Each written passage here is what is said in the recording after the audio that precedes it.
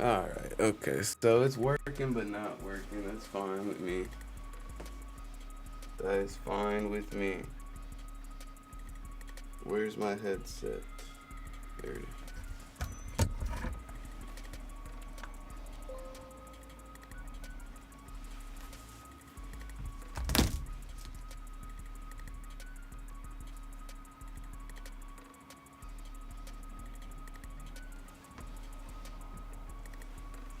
Track me.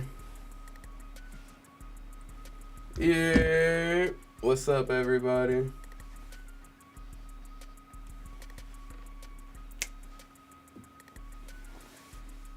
I was over here working on my TTS that finally wanted to work after so many hours, but it's halfway there. Just about halfway there.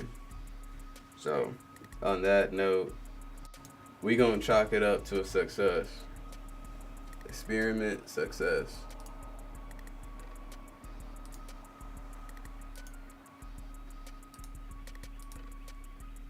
Let's fix this. Let's fix this white balance because it's looking a little weird with the temperature. Let's mess with the hue. We'll sharpen it a bit.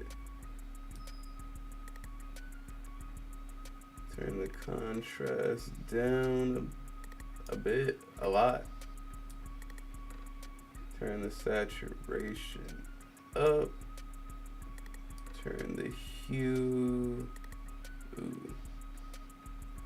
I'm just gonna leave that at 50. And can we turn the brightness up?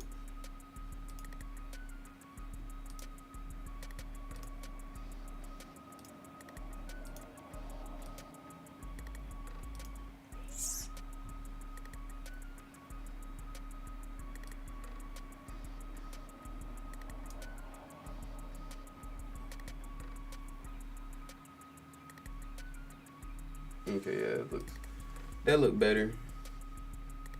Somewhat. Vibing.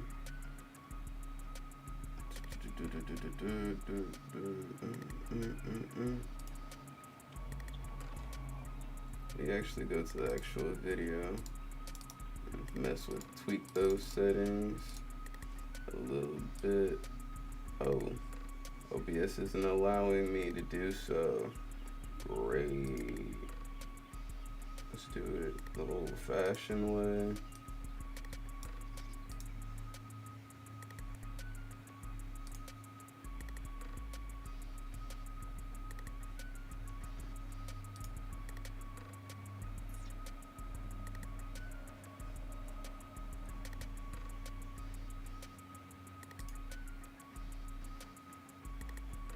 Oh, okay. So now the virtual camera really wants to work. That's a bet.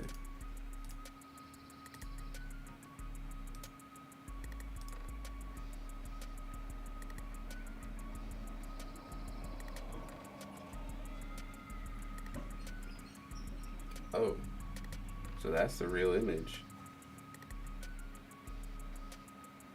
Okay.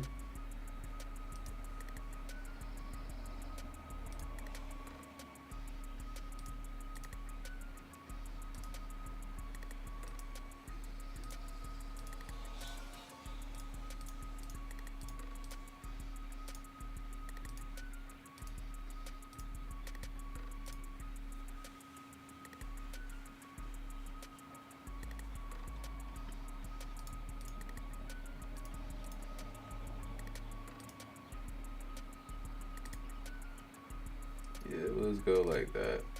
Rock out like that.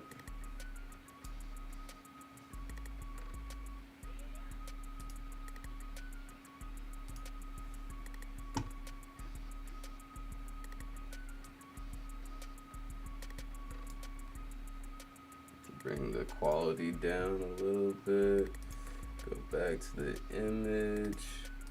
focus, go back to standard, turn back HDR, autofocus, auto exposure, anti-flicker, correct the white balance, correct the image, and that looks better. Oh, my bad, Tom.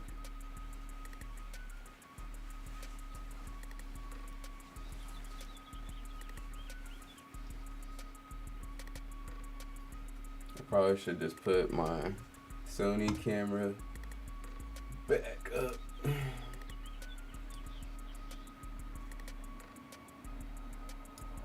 we go.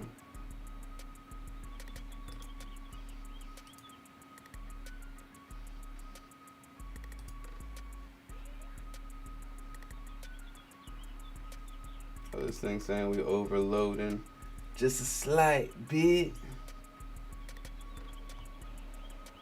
It says turn the encoders down.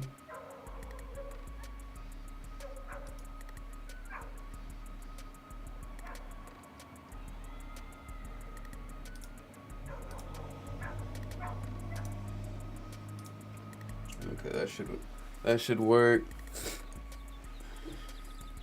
What are you doing in my closet, bro? Don't be doing that.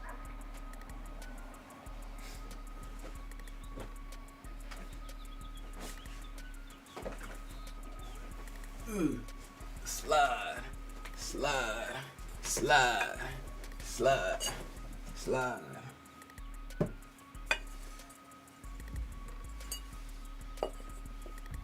What's all the notifications going on?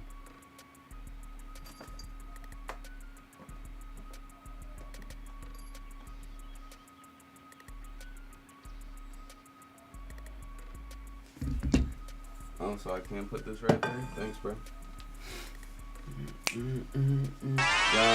Y'all wanna rock out to some music while I get ready? The Samurai guy, yo, I hope the stream goes well, bro. Thank you, broski. Most definitely. Let's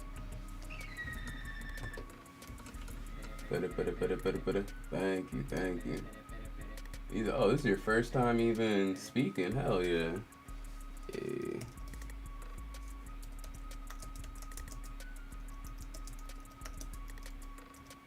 So yeah, I've incorporated a new TTS bot. It's still in the works, but it does speak in some form of capacity. Let's try it. It might just say hi. That's pretty much all it will say. Yeah.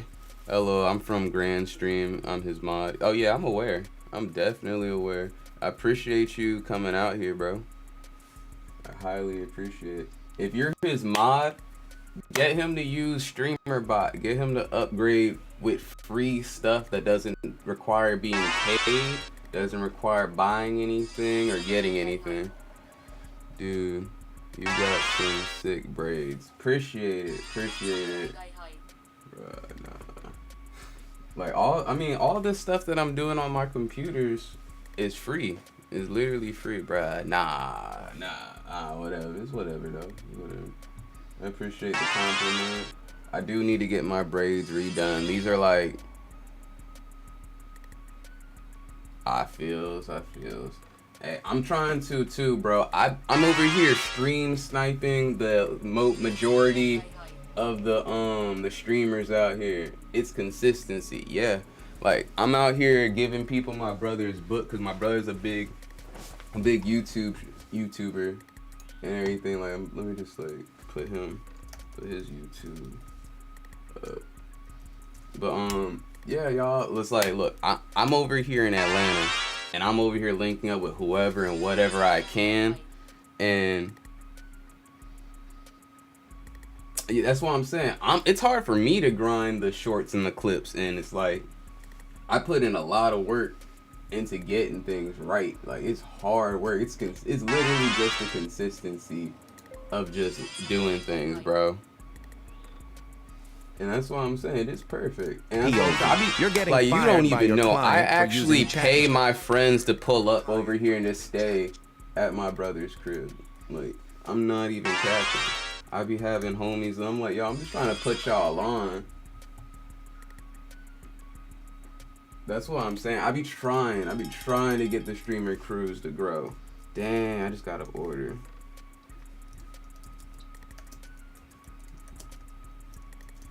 Pride. It's literally people's pride and ego that literally be stuck.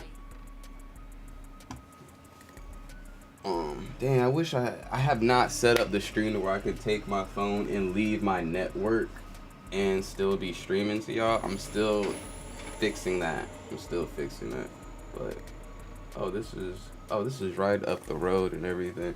So look. I'm gonna let one of my brother's videos play for like 20-30 minutes while I go run and do this. It's literally just down the street.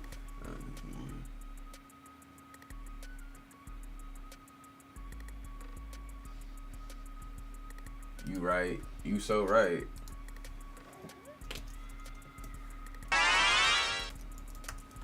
Like, yeah, when you hear that raise Empire high, that's the TTS bot. I'm still fixing it and figuring out why it's only saying hi. It's supposed to say everything at the commenter. So let's say. Oh, let's see. What's a how to start? There you go. Yeah. No. That was too old. Let's do something more recent. Y'all see my brother got over, this is just one of his YouTube channels, 634 and 4K. Oh yeah. 88% of videos on YouTube never break 1,000 views on YouTube ever in their lifetime. And if you think that stat is harsh, wait till you hear this one. Less than 100,000 channels in the entire United States have ever gotten a silver play button on YouTube like mine. I got mine while they were still big before they shrunk them in half. And today what I want to do is I want to talk to you if you're a small YouTuber and you're trying to break through on YouTube. You want to grow your channel and be successful. There are a couple of key things that are holding you back. And spoiler alert, you're not being shadow banned. Be right back, Most YouTubers are what I call working class content creators. You're probably working a 9-to-5 job, or you're a full-time student, you got a family, I'll be and right you back, make chat. content on the side. And you're doing that with the scraps of spare energy that you have left, which is probably for most of you, 10 to 20 hours a week tops. And you're competing with full-time content creators who don't only do this 40 to 60 hours a week and nothing else with all of their energy and focus, but a lot of times they get to use other people's 40 to 60 hours a week because they have a team of possibly 3 to 10 people that are making the best content in your niche. And you shouldn't be discouraged about competing with them and thinking that there's no opportunity for you to stand out as a small YouTuber. The good news is that since in the entire world, less than 1% of all of the people uploading to YouTube, over 100 million channels worldwide, over 50 million active uploaders every single month. This is something that is not as saturated as you think.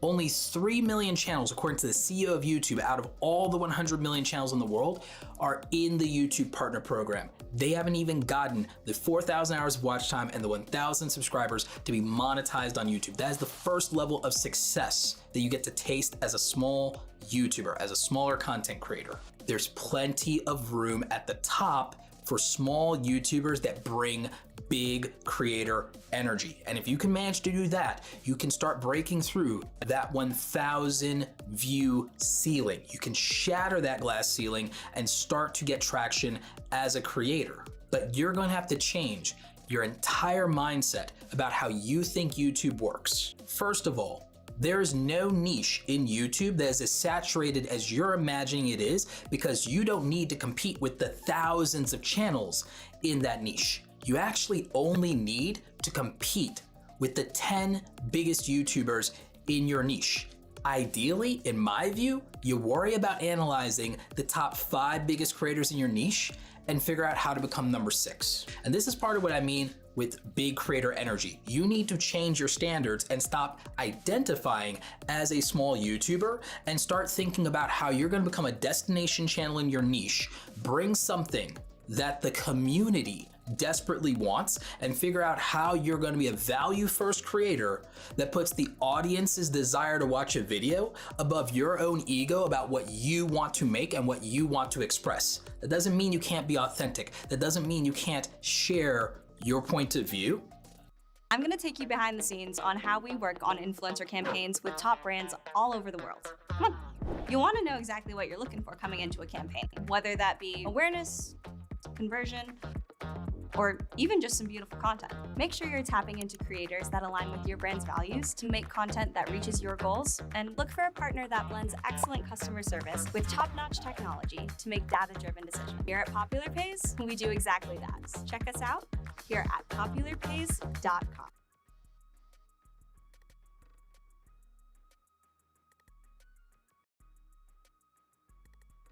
With Motion Array's easy-to-use motion graphics, you can enjoy the creative process instead of racing toward the finish line.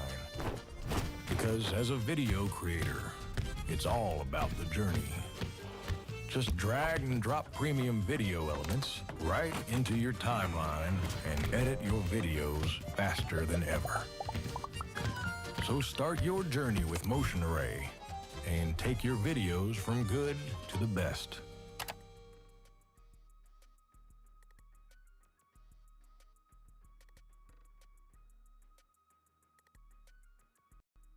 It does mean you have to meet the audience where they are, put the audience first in order to win, and you have to package correctly around topic, title, thumbnail, and timing. You've heard it before, the 4 T's, but I'm gonna add a 5th T. All of this has to be for your target audience. And the thing that's holding you back on how many subscribers and views you can attract and that you can get, because again, instead of finding your audience, what about attracting your audience? We're gonna start thinking that way. So how do you bring that big creator energy that's going to attract that audience? How are you going to be attractive to your target audience? And how are you gonna pick a niche that has a large enough total addressable market to get you the views and subscribers that you're looking for? Is your niche even big enough? Is your idea big enough to break through? Big creator energy. Let's start with the first thing first. I talked about the total addressable market. This is how big the capacity is around attention for the topic, idea, or community that you're going to be a part of. Usually the easiest way to figure this out is to look at the top 5 or 10 channels in your niche and figure out who the biggest people are, how big they are, what's the capacity for this niche, and are those people still growing or have they stagnated? What is the cap, what we sometimes call the market cap? What's the market cap for attention here? How big are those channels? And what's the average view floor? And what is the largest view ceiling for ideas in this community? So you're gonna wanna do your research. Just like if you were starting a business, you wanna know how big is the potential pool of customers? What would it look like if I got 1% or 10% of those customers? If there's not a channel in your niche that has over 1 million subscribers, then getting 100,000 subscribers would probably be more challenging than if you find a niche where there is that large audience. And just because somebody's already big doesn't mean there's not more room at the top. They could be tired of that person. For every creator that has 1 million subscribers, there's probably a good 10, 20% of the audience that disagrees with them. That's 100,000, 200,000 people that might be looking for a different point of view to represent them and what they feel. Like I said earlier, you're not competing with every single content creator that has ever existed. You're only competing in your vertical, and on top of that, why would you worry about everyone else who's at the bottom 90% of your vertical instead of only focusing on the top 10% of people who are winning and then just compete with them? If you were an athlete, you would set your standards of performance to say, what does it take to be a champion? What does it take to be the world champion? You wouldn't worry about mimicking the training routine of whoever's coming in 20th place in your event.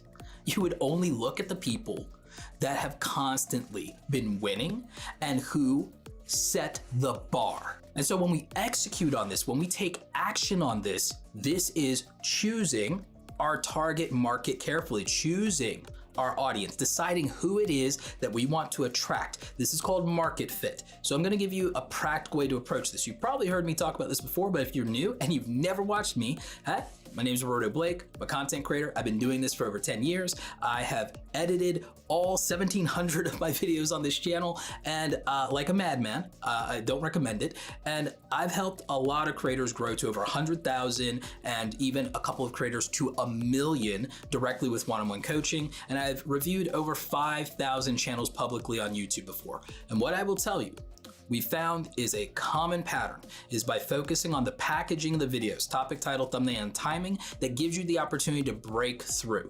But you have to focus on who your audience avatar is, and you have to know your audience better than anybody. And so what we mean by this and how we choose our audience, and we're going to use Ikigai to accomplish this. A lot of you, your biggest problem is that you think that all you have to do, and you've been told unfairly by successful big YouTubers, that all you have to do is pick something you're passionate about and go hard. IRS e-file is now open. Snap your W-2 and file your taxes 100% free. Plus, get your biggest refund. Roughly 37% of filers qualify. Simple Form 1040 returns. No schedules except for earned income tax credit, child tax credit, and student loan interest. File now. Being an artist rocks, but selling your work sucks. But that's where Bluehost comes in to help. You can easily host, design, and launch a WordPress site in a matter of minutes. With Bluehost's powerful AI design tools, all you'll need to do is answer a few questions and it will design a beautiful website custom built just for you. Bluehost is especially great for setting up a shop in your peak season, whether that's the holidays or any other time of the year. I was honestly super overwhelmed to start my own website, but Bluehost made it super simple and easy. So welcome the world to your work with an online store today with Bluehost.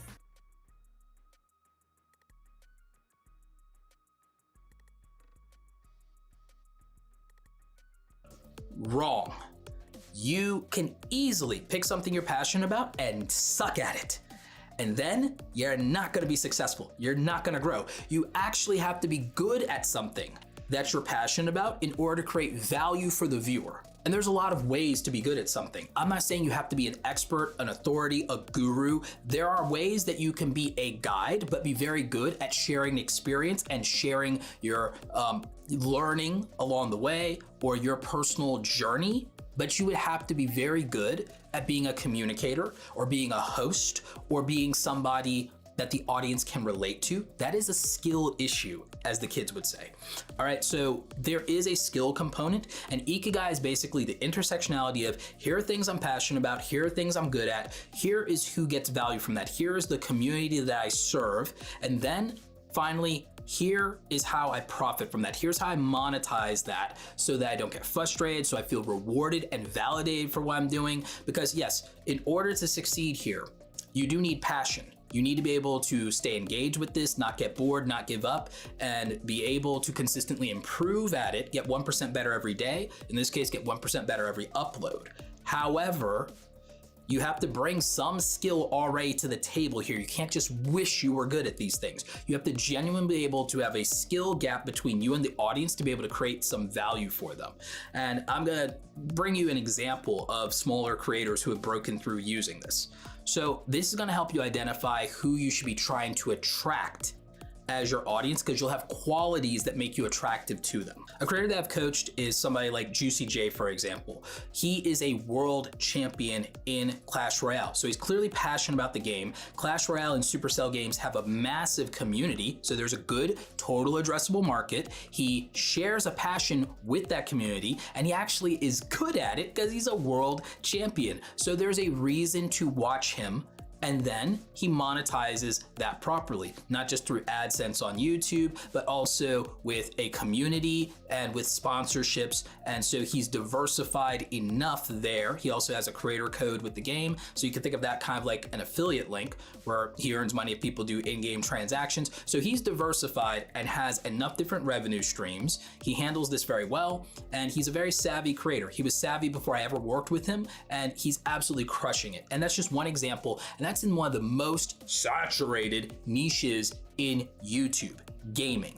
But it's very narrow, it's very specific, because it is Supercell gaming, it is mobile gaming, it is Clash Royale. So he niches down into something he's passionate about, but other people are passionate about it in the same way. You don't just want like-minded people who share your interest, you want like-hearted people who share your values.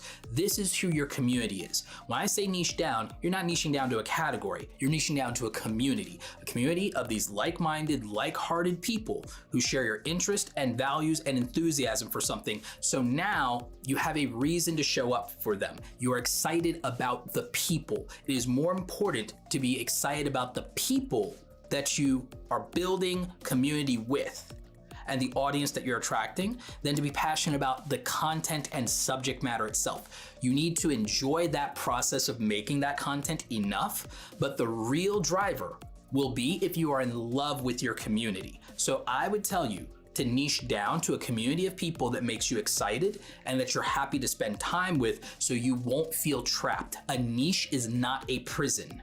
It is a community of these like-minded, like-hearted people that you will show up for and that will make you want to do better. So then you address the skill issue because you're motivated by doing your best for them. When you do that, getting 1,000 true fans who constantly show up for you, who become those initial returning viewers to your content, becomes a lot easier to access, and it makes it easier to monetize with those people because they won't just support you with their eyeballs, they will support you with your wallet. So that is something that you're looking for. People who don't just support with eyeballs, but support with their wallet and come through for you.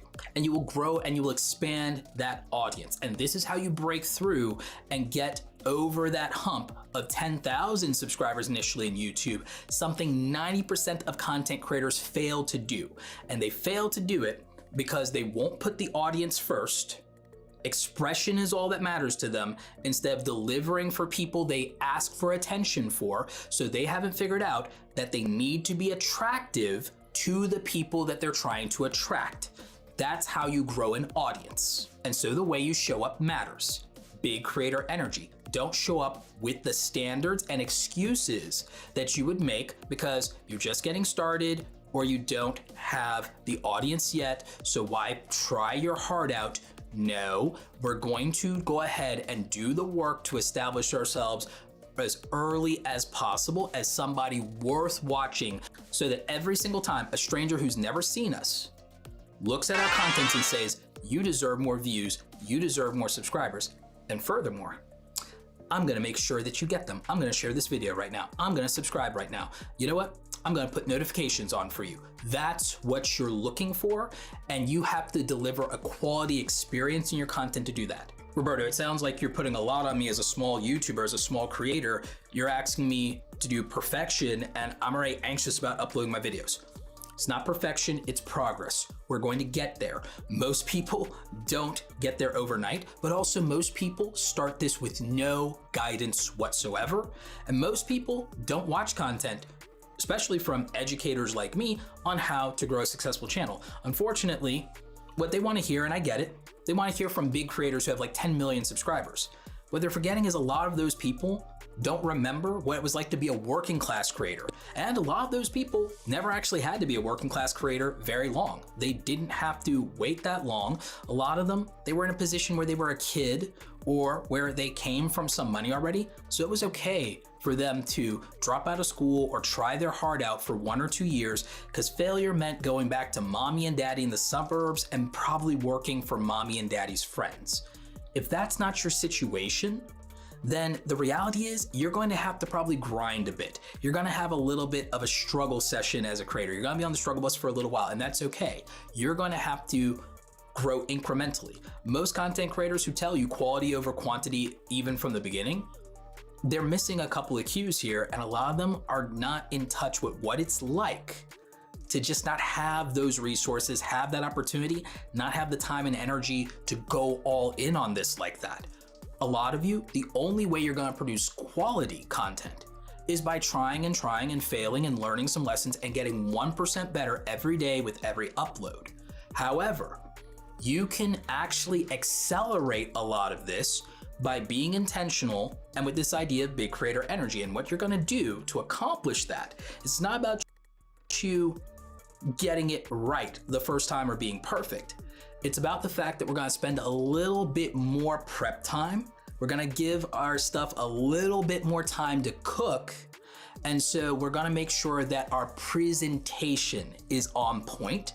Our videos don't have to be perfect, but our packaging has to be the best it can be. And that's the key here of why we're gonna focus on topic, title, thumbnail, and timing. And when YouTubers say packaging, well, this is what they mean. And this is how we show and demonstrate value for the viewer at a glance as quickly as possible, because they don't know that we made quality content until they trust us enough to click on the video. And so to click on the video, and big YouTubers conflate quality and value. I want to separate them because I think it makes more sense if you're a smaller YouTuber to look at value as the packaging and value for the viewer so that they can make up their mind and click on a video, and to think of quality as the experience once they're watching the video that makes them decide whether they want to commit to you, subscribe to you. If this is a good experience, they want more of it. They want to stay longer. They want to watch more videos from you. They want to support you. They want to subscribe. They want to do all those things.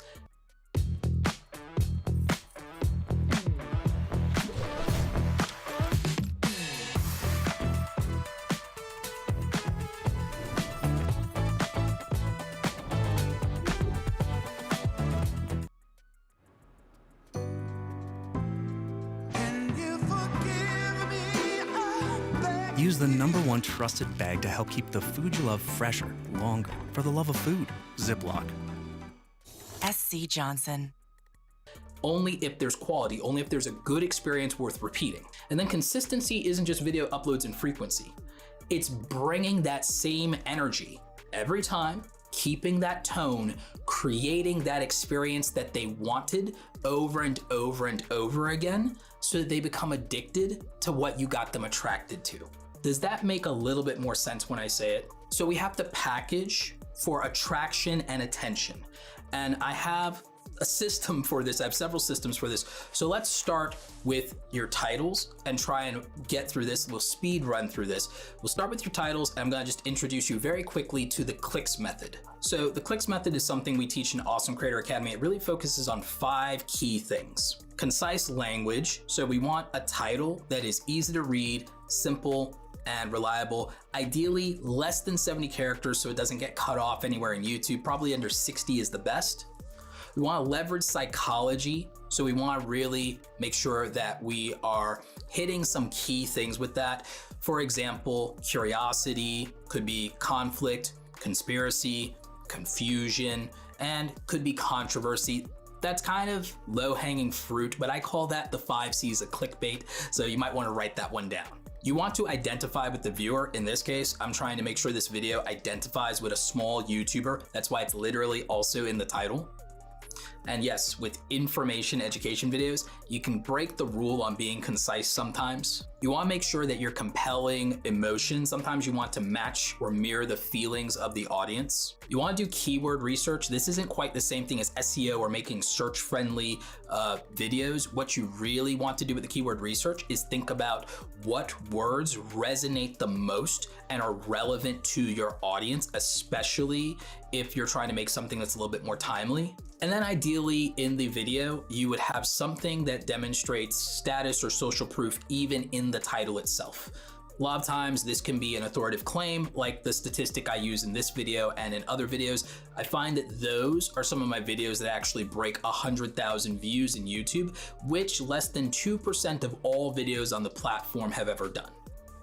100,000 views is actually that rare. The reason you think it's not is because the algorithm is showing you the outliers. It is showing you as part of the 90% of traffic that goes to the top 3% of channels. Yeah, you got that right. It's literally that you are so overexposed to outliers that you think everybody is getting these views. It's only the top 3%. It's kind of like how the algorithm only shows you in Instagram and stuff like that. The algorithm only shows you the lifestyles of people richer than you. subject for another day. So if you can manage that, you're gonna have more effective titles. Let's go to thumbnails now with the Vibes framework. So this is something else we teach in Awesome Creator Academy around thumbnail theory and design. So the Vibes framework stands for visually attractive at a glance. Usually that means high quality imagery, good photography. Most YouTube thumbnails in modern thumbnail design focus on photography-based thumbnails and photo manipulation more than just, putting words and text and being overly simplistic. There's a little bit more to it. Usually it revolves around posing, and often it might involve props or interacting with the environment. So visually attractive at a glance. Interesting idea at a glance. You need to be able to identify that this is interesting and triggers, again, one of those emotions or that curiosity. Then you need bold colors and you need bold text and fonts. You want to create contrast here. Good fonts for YouTube are usually Futura Bold, Oswald Bold, and good fonts for YouTube thumbnails are usually Bebas New, Futura Bold, Poppins Bold, Oswald Bold. Those are usually good fonts. I might do a video if you guys want where I tell you 15 fonts for YouTube thumbnails. That might be a good video to make. You also want eye-catching elements. You want usually 3 of these, not more, or it gets really too cluttered and too distracting. And then once again, in the thumbnail, you usually want to convey some form of status or social proof. If you're talking about money, you want something that symbolizes that in the thumbnail. If you're talking about a particular brand, you want to show that. If you're doing a product review, you want to show that you have the product in your hand and that you actually own it. Drone, for example, if you were covering the new DJI drones. So you want that sort of thing. In my case, it's very obvious. In a lot of my videos, I use the silver play button as status and social proof, or I literally use the YouTube logo and icon symbol as a form of status and social proof and something recognizable to the audience. So that's how you would leverage that. For timing, we use the RISE framework. So this is something that's more about options here. So is this something that is recent and relevant? Is this something that is in season? Is this something that happens on a yearly basis? Is this something that happens at a particular time, like a TV show release or a game release? So is this in season? Are we using spot trends? Is something happening? Cares about that is trending?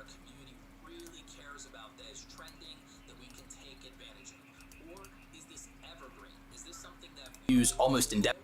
It's going to be relevant and get views almost indefinitely.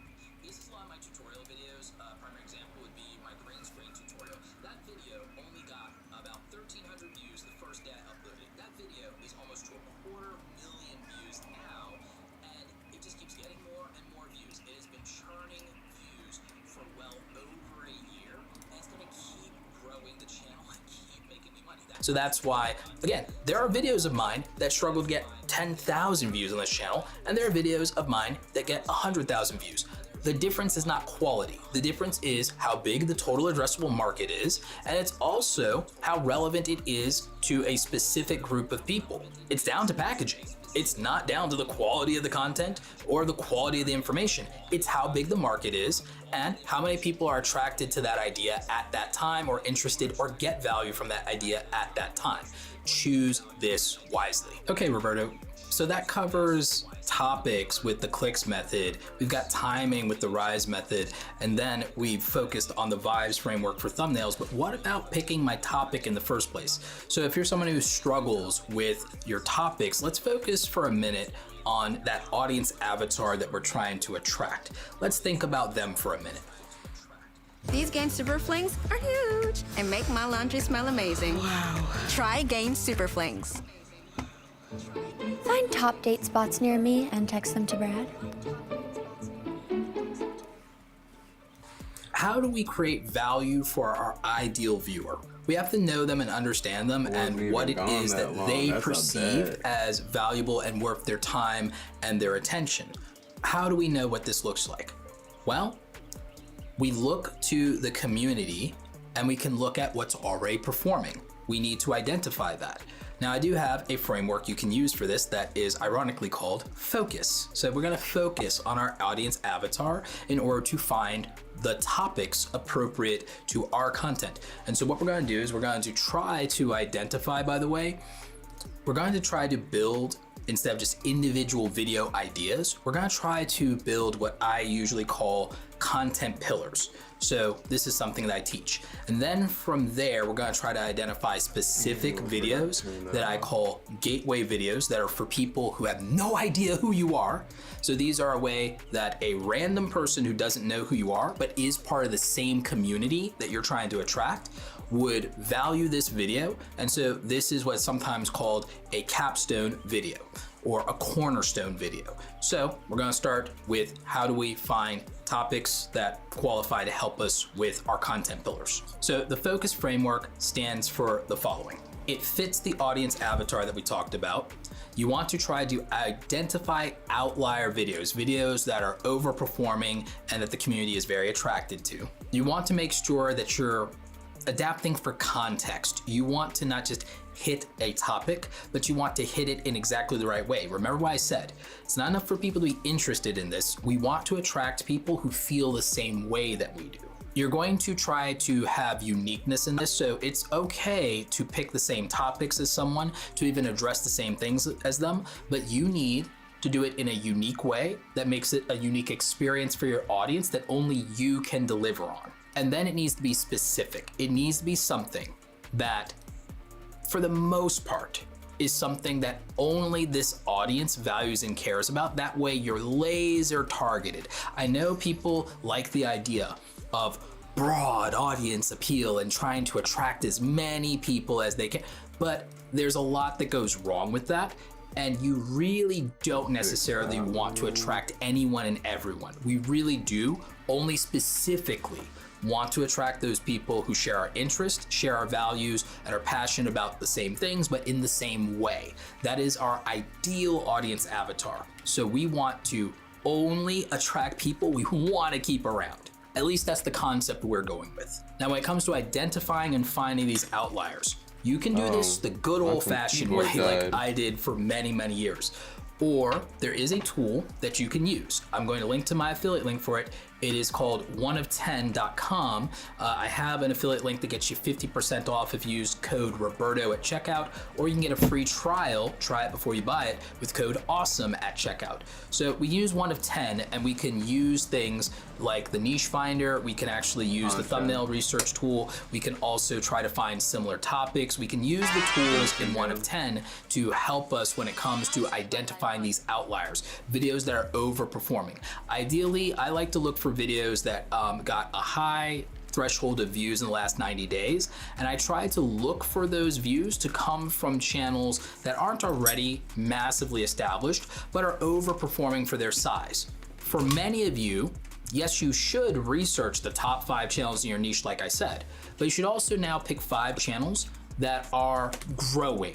Maybe they're in the 10,000 subscriber range, but they're getting more views than they have subscribers, and they've been able to do that on certain videos in the last 90 days. And you can put those parameters into one of 10 and it will deliver results for you. So that would be something that I would recommend as a way to help you identify outliers and to help you narrow your focus for video ideas. This is a really good ideation tool. That's its primary feature in my opinion, and so that will help you.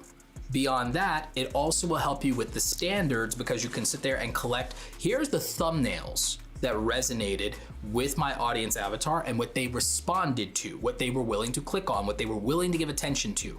This is gonna help you with my standard of big creator energy of, I will make sure that I refuse to release a video no matter how much editing I put into it until the packaging and thumbnail is of the standard of a thumbnail that has been proven to get X amount of views. I would recommend making your thumbnails the standard of the videos that consistently get 100,000 views in your niche. It's not for you to take on that person's thumbnail style. It is for you to have the quality standard so that your thumbnail is competitive and doesn't look out of place next to those thumbnails.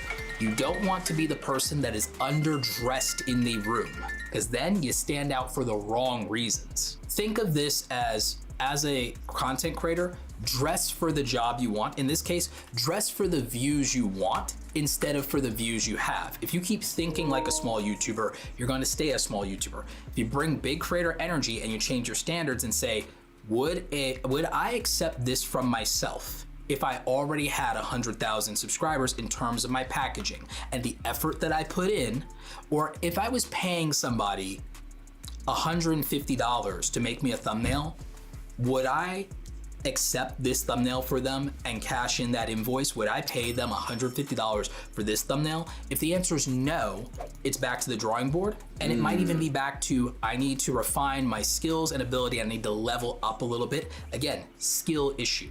And that's why I'm making this video. This video is about exactly how you need to execute. I told you exactly how to execute on proper titles. I told you how to find and narrow your topics by giving you a framework called focus. I told you what a good thumbnail is going to have as far as its major 5 qualities with the Vibes framework. And I gave you a strategy with the clicks method for designing title structures that are effective, because instead of worrying about the algorithm and worrying about search, you're gonna leverage the psychology of human beings.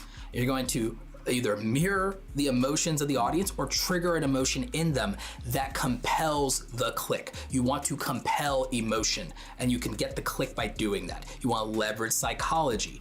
And again, a lot of times, if they can understand it at a glance, that's the key here. And so all of these things make the value of our videos much more attractive and demonstrate that we're putting value out there for the viewer that we want to attract in the first place. And so this is how you're going to break through. The reason so many creators struggle is because they don't put in the time to learn to write better titles. They don't bring big creator energy and set up the packaging and the thumbnail to have the standard that they would accept from themselves if they had 100,000 or 1 million subscribers, or were paying $150 for this thing. They just don't. You will rise or fall to your standards, and you will rise and fall to your systems. That is why I'm giving you the systems that I've used over and over to help other creators be successful. And by the way, this does work for smaller content creators. It doesn't just work for people who are already huge like Juicy J or who are world champions. I got another Clash Royale player to throw at you just to make a point here, because everyone says that gaming is so oversaturated and so impossible. The reality is a lot of people are just not good at this. It's a skill issue. In the same way they're not good at gaming, is why they're not a ranked player or champion. But let's take a small YouTuber that I worked with a couple of months ago, Abdude. It's spelled a little weird. He's another Clash Royale player, and if you look at his channel, he's getting far more views than he has subscribers. And this is something he's been able to normalize, and that's after he pivoted from Clash Mini. Once that game wasn't gonna go global, he knew that the total addressable market for it was gonna be non-existent. So what'd he do? He went into one of the more popular games. It is competitive, and there are a lot of large creators in that game and niche, but he brought unique value to that niche, and he didn't play the game as if he was a small YouTuber who didn't deserve views. And you can see that this has made him massively successful in his own right. Haven't filed your taxes yet? It's easy to file for free. Just snap a pic of your docs and upload them from your device. We put Just a few months ago, he had less than 4,000 subscribers, and he's absolutely killing it. And while this video focuses so much on the value for the viewer, it's because that's the barrier to getting views and understanding what the limits of your total addressable market is. You have watched, probably, if this isn't your first time watching me, enough videos for me to know that the quality across my videos does not really change. The reason that the views change, because this happens with education content if you're not an entertainer, because the value isn't necessarily you, it's what you're talking about. So this is more, let's say, content driven than personality driven. Entertainment content is largely, at some point, going to become personality driven. If you're an educator and you're not going full tilt on edutainment, then there's going to be somewhat of a barrier, especially with tutorial or how-to content. I do have advice on that, by the way. However, the quality is not what's in question. Even my own channel is proof of that. The consistency of views won't come from just making quality content. It will come from making content that the same people value and have the same value proposition.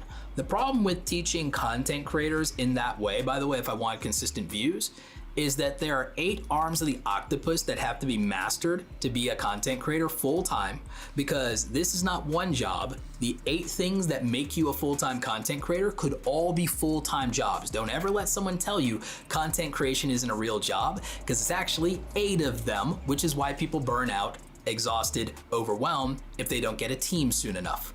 More on that in another video. So you can make great videos over and over and over again. But if you're wondering, why did this video that I worked on for 2 hours get more views than this video that I worked on for 20 hours?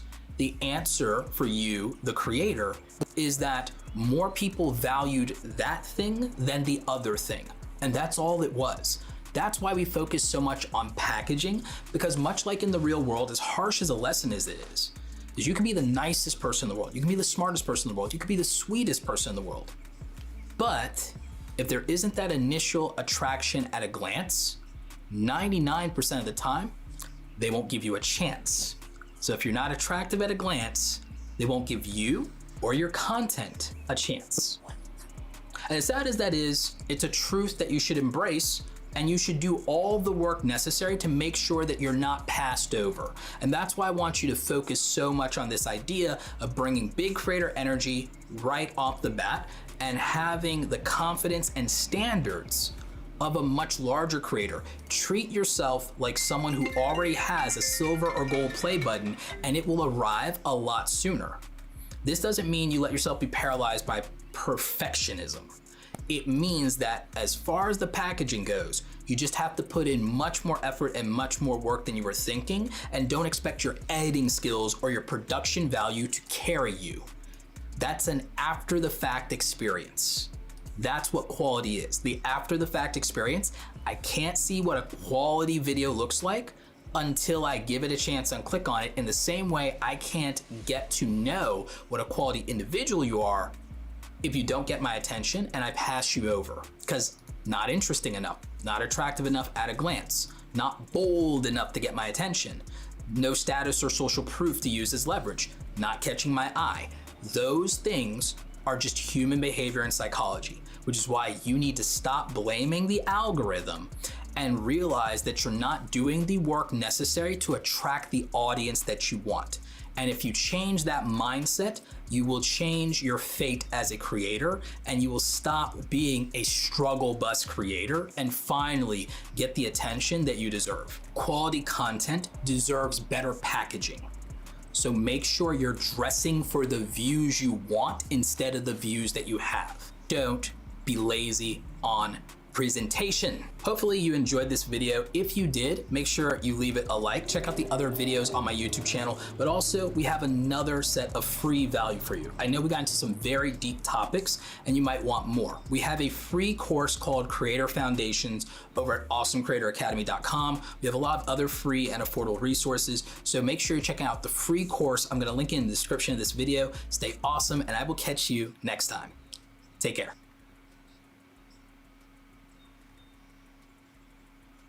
And we're gonna go, I'm gonna show y'all that course.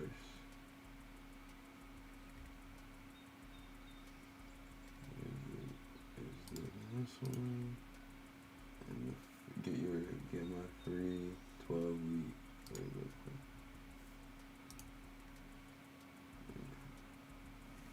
I'm also working here on this other computer at the same time. I'm trying to figure out why TTS is only saying hi. Like, there's more than just that you can say, yo. Let me do this.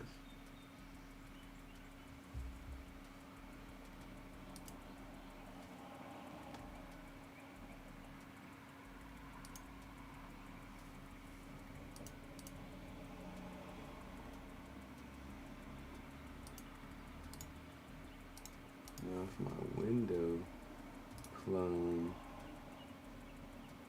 just work.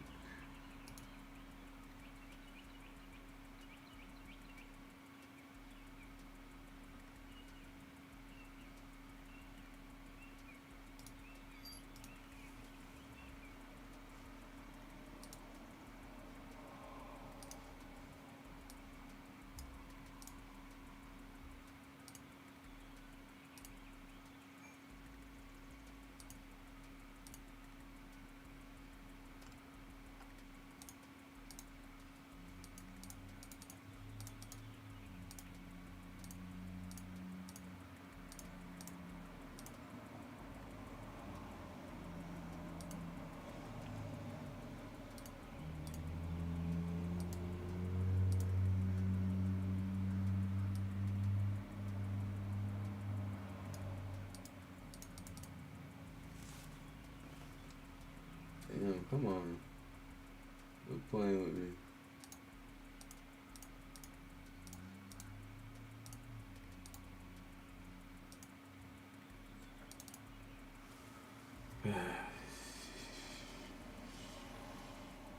I swear technology just loves to like toy with me.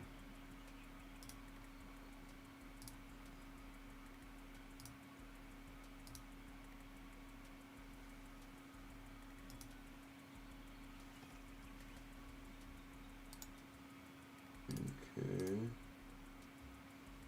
So bring it up on screen, please.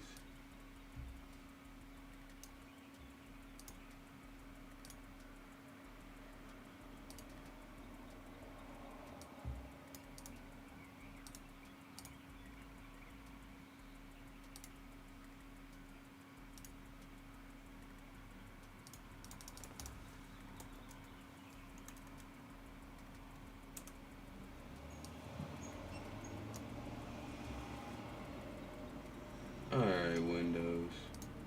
You want to play those kind of games with me? That's fine. That's fine and dandy.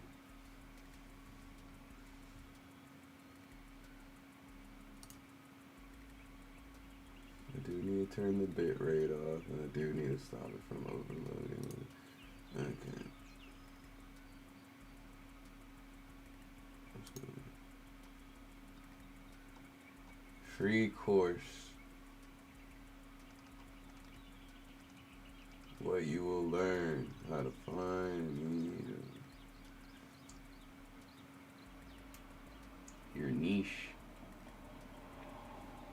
get clarity on your brand, find inspiration, develop your content strategy, start monetizing your content, identify your audience avatar, choose your platforms, choose content with a full-time job, create content with a full-time job.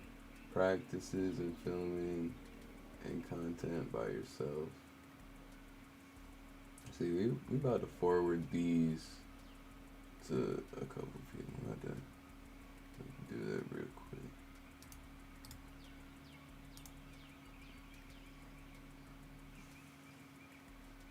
Go over here to the other screen. I don't want y'all seeing all my personal social stuff. So right now, I'm not in the mood for that. But while we are sitting here, I am going to have a little bit of music.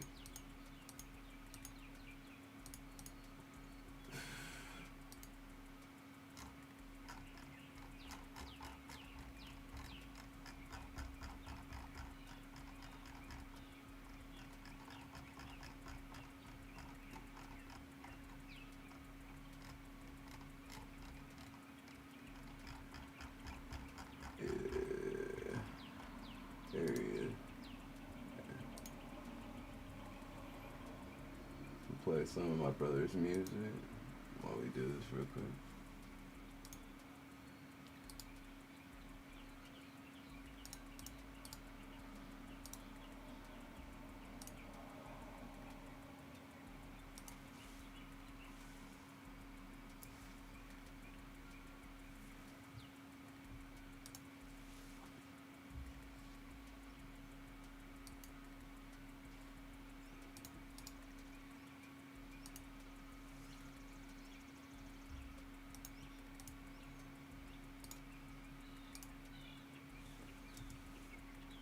If people don't listen to me, I mean, you can listen to him.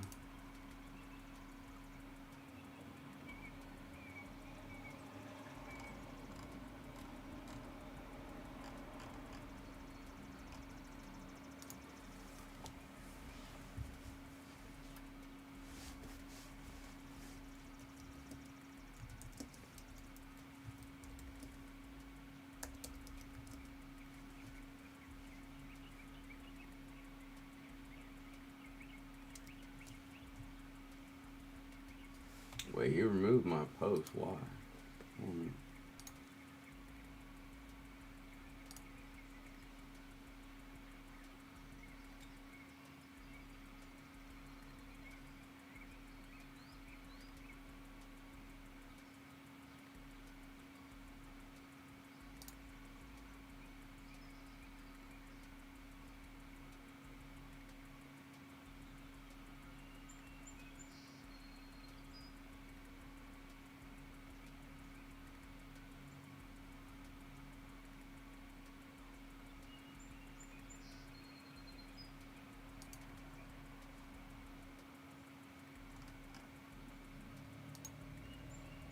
That's some BS.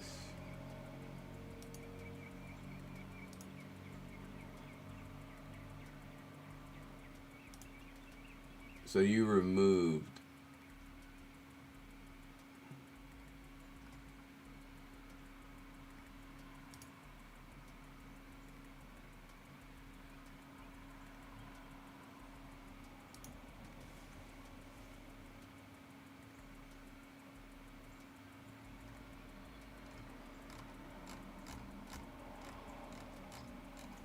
Shouts to my brother for the music.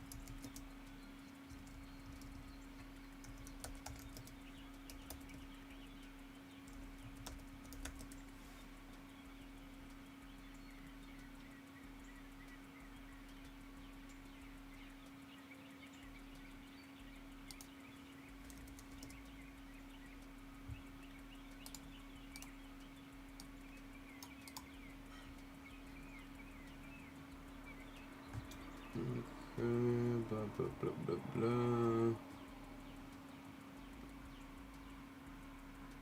But do I not have Grammarly on here? Damn. I need to add that.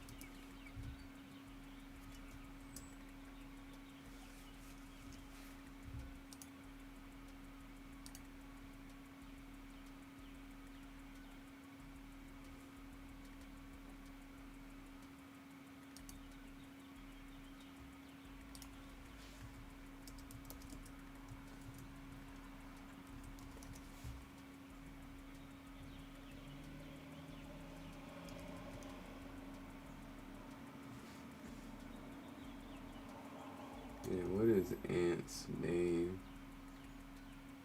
Oh, there it is.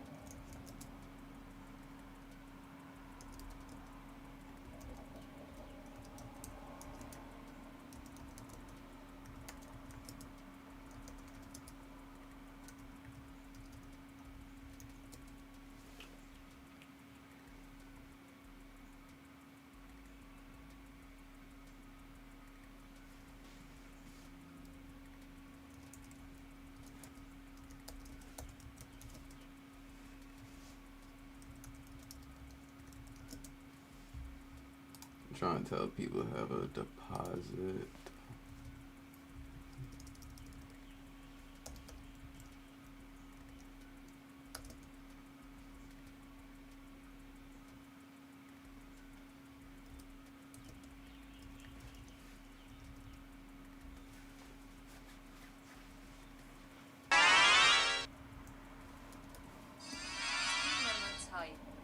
Arja-1 hai. Rai Senpai Live hai. OVN 3D hai. Hey, it actually did talk. Appreciate you. Hello, my headphones aren't working right now. Can you chat instead? By the way, which game do you stream the most? What do I stream the most? It would be Naraka, Blade Point, and I got my controller right here in front of me. Currently, Naraka, Blade Point, Marvel Rivals, and Monster Hunter.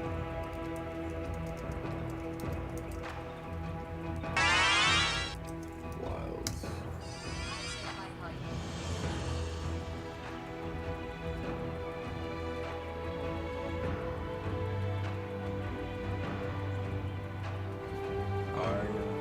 Arya Carter 1. Thank you for the follow. Thank you. That was so cool. Let me put a chapter marker right there.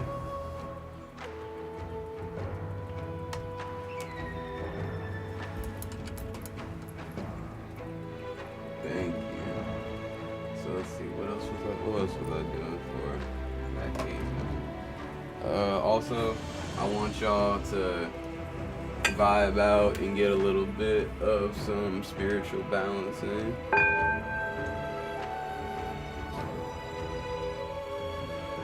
I'm gonna try not to do it so close to the microphone, actually, because I know the mic can pick it up. It's a little bit for y'all. I'm not gonna be too OD about it.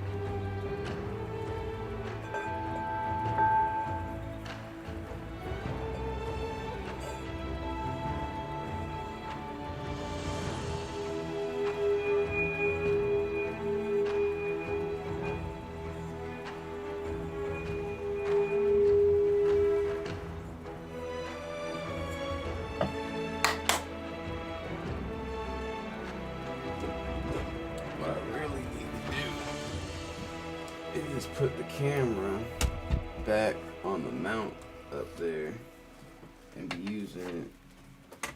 I took it out the other day to do some filming.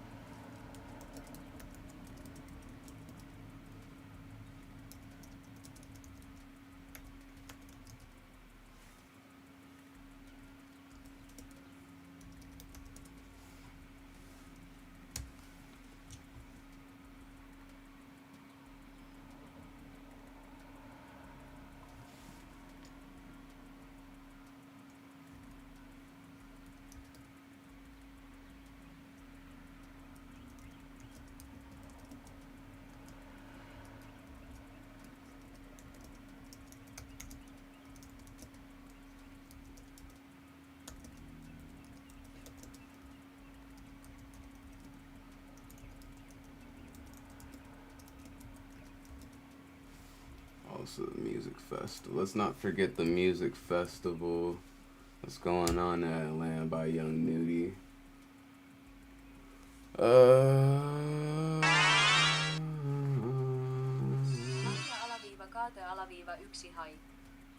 Nice. What you be playing?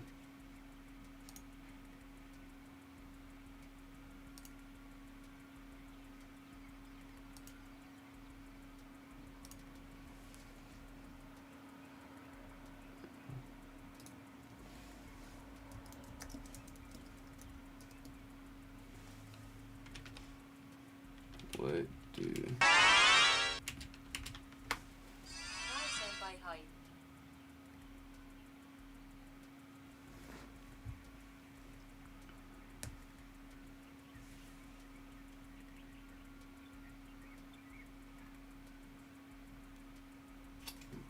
I'm liking how my YouTube bot is also working as well. Like, we've gotten a lot of stuff here.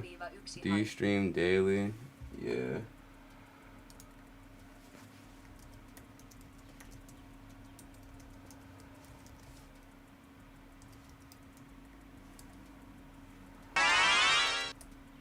Yeah, I stream like almost 3 times a day.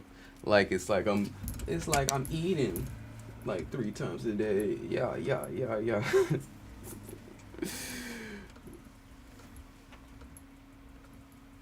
Oh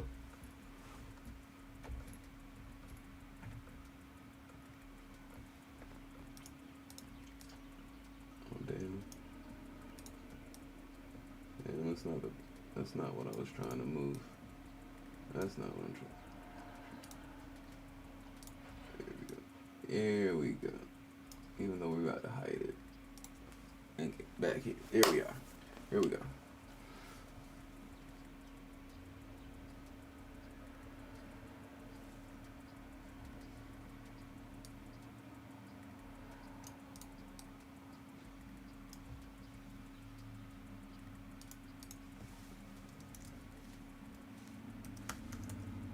So I'm gonna sign up for the class just to show y'all some examples of what goes on.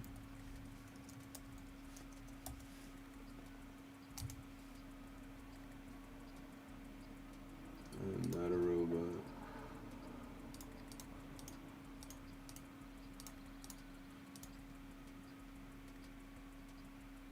I'm pretty sure I'm subscribed.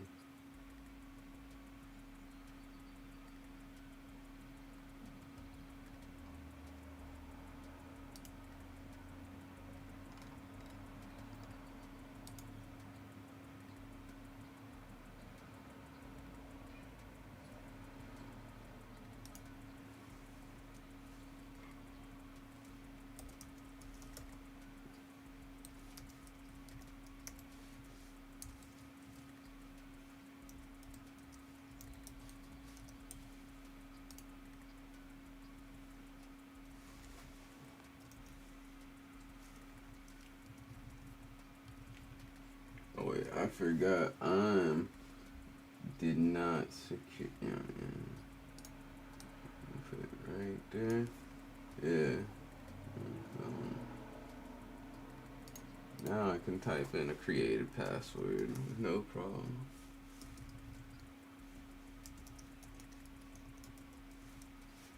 There we go.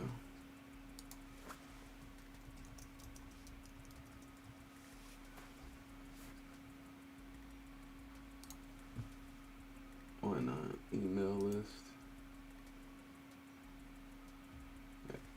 Just trying not to show off my, my email, but thanks, Google. Thanks for doing that.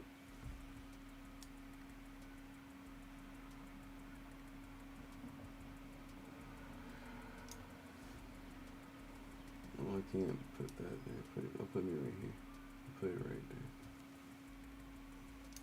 Okay, so the products, you can also now access this on the app.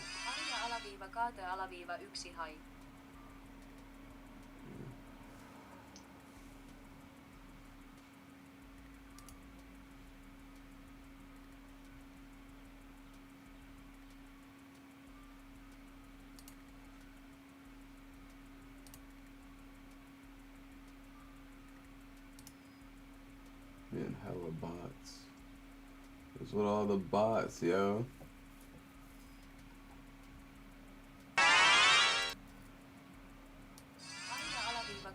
What's your favorite game?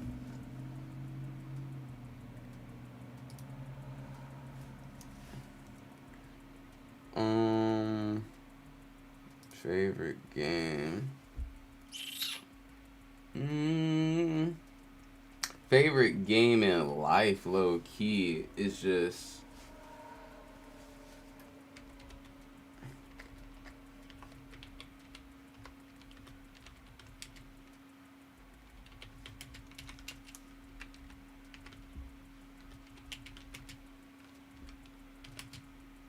Final Fantasy, like 7.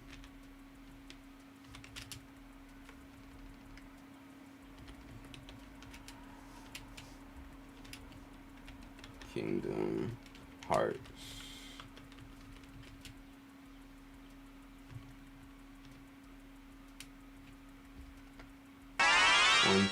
One through 2, because of the fact there's an in-between between the two. And then, you know, the prequel game, Birth by Sleep. Birth by Sleep, low-key my fave. I'm not even gonna lie. Gus, what?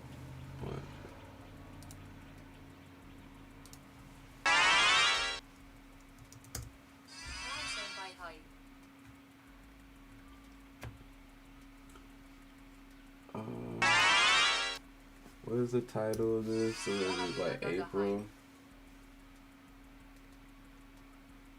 Oh, what up, Gus? What up, Gus? Or wait, no, Gus, what?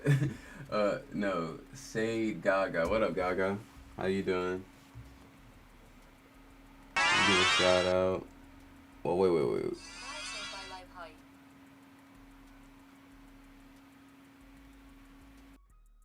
Shout out. Where's my shout out button? Is this on it? Oh, yeah. See ya, Gaga High. Hey, appreciate the follow.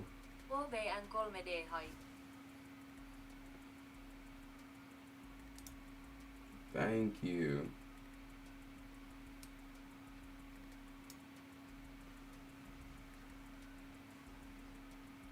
I'm chilling. That's a vibe.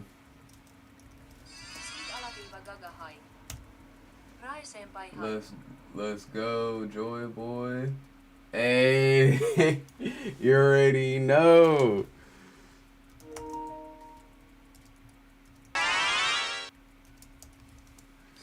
But, like I said, I'm over here also working on like putting out my birthday event for 421, along with the fact Easter is on 420 and Earth Day is on 422. So I'm kind of like all over the place, along with like shouting out and showing off my brother's creator course class that he's been putting together for everybody for the free ski. So there's just a lot of workings that I'm like doing over here. Also, I'm like trying to make new alerts for OBS. So when you see me like do something, it's like I'm running around all one place at one time. I have a challenge for you for $100. Challenge? Okay. What's the challenge?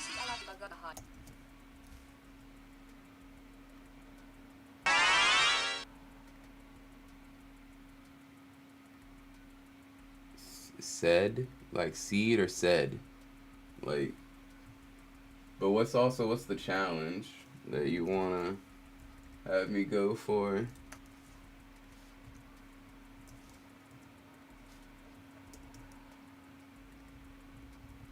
I forgot the challenge.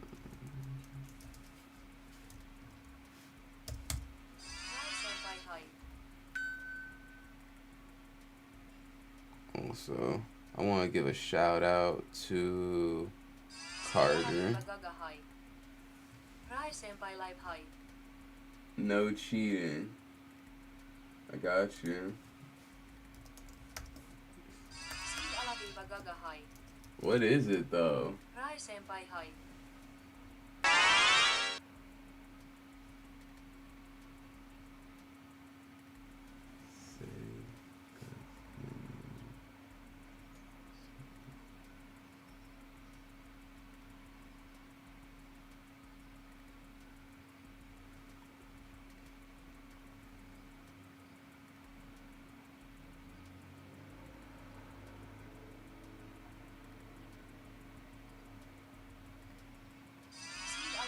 Happy.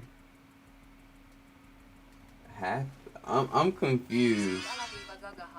Happy like the joy boy. I mean, like, I got you. Do I need to bust out my straw hat? Cause I mean, you already see we straight pirate gang over here, like straw hat pirate for life. I got One Piece accessories out the butt right here.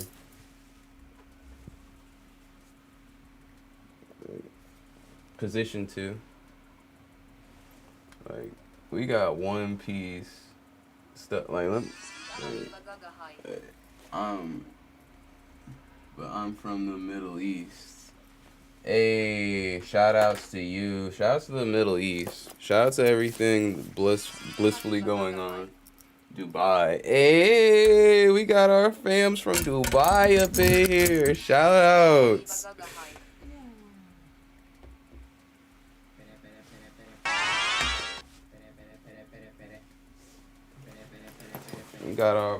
We got all our fams out here. That's what I'm talking about. Did you hear me doing the singing bowl earlier? Did you track me? Camera. Hey, camera.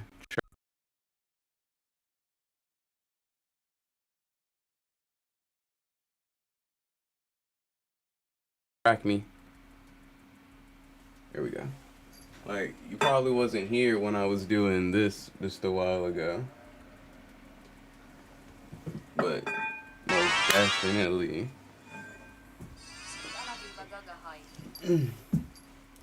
Nice drip though, thank you. Thank you. Appreciate you most definitely.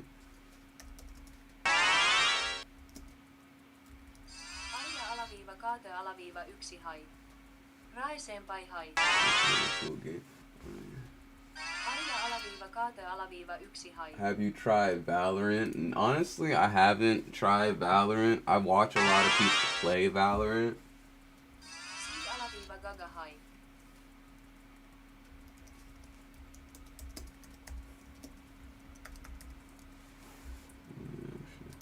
Let me update the title.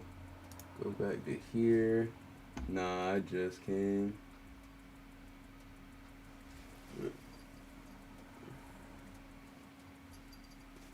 I need to play Valorant. Let me add, since you said, do you have any social media? Yeah, I do. Linktree.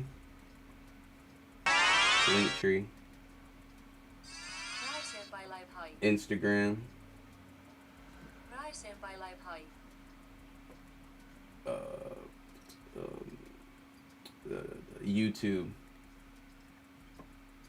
YouTube. TikTok. What else?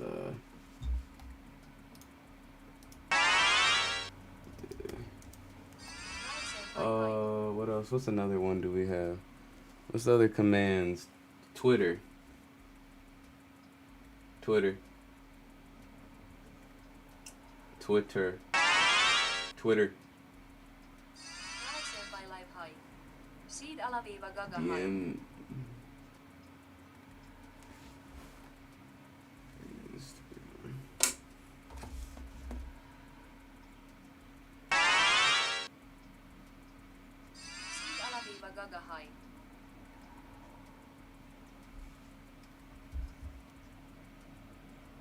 I want to say something to you quick. I'm a little busy. That's a bet. DM me.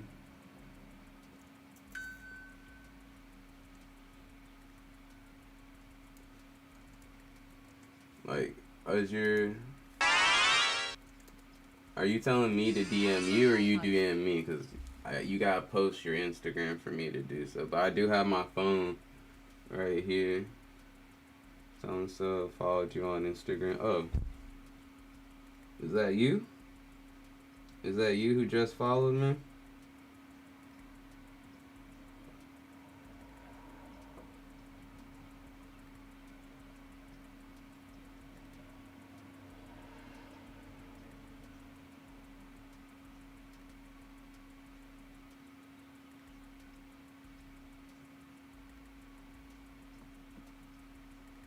Brett, the director. This is a director. I don't think that's you, is it?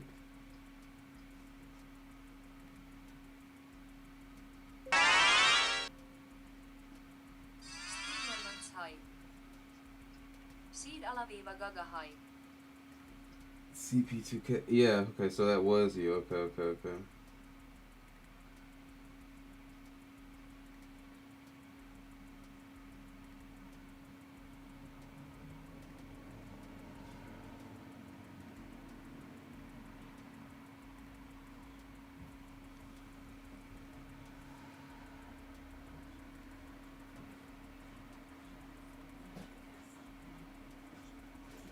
Okay, I followed back. Wait, why do you only have 1 follower and 3 following? That's kind of a little sus. But I got you.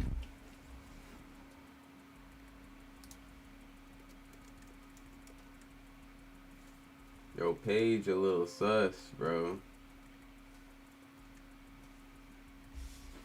But what up, though?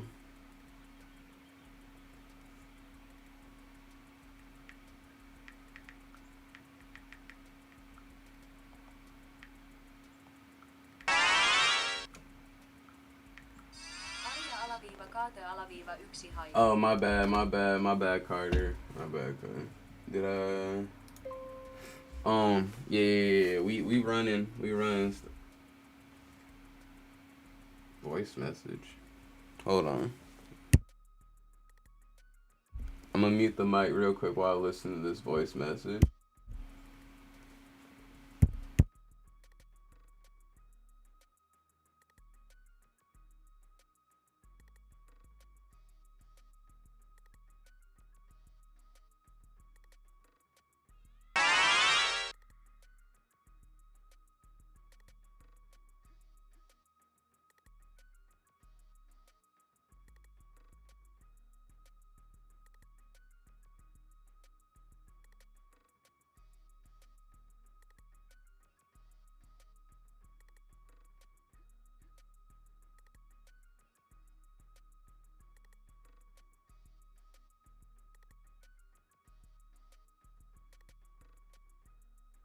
My bad, Saeed. My bad. Okay, I got you. I feel you on pronunciation. I got you. My bad, Saeed. See, I have a friend that passed away who was in the news for being killed by a police officer, and his name was Saeed. So it's like, my bad, and I truly appreciate you correcting me. Thank you. Yes, it's like I'm really bad at context clues and pronunciation, and I really hold it really dear that I need to get people's names right. So thank you for that, and I can't wait to see you more on stream. Thank you.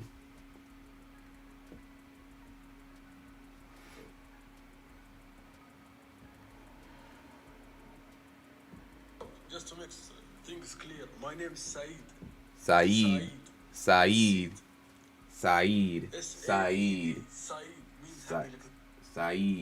like the Joy Boy.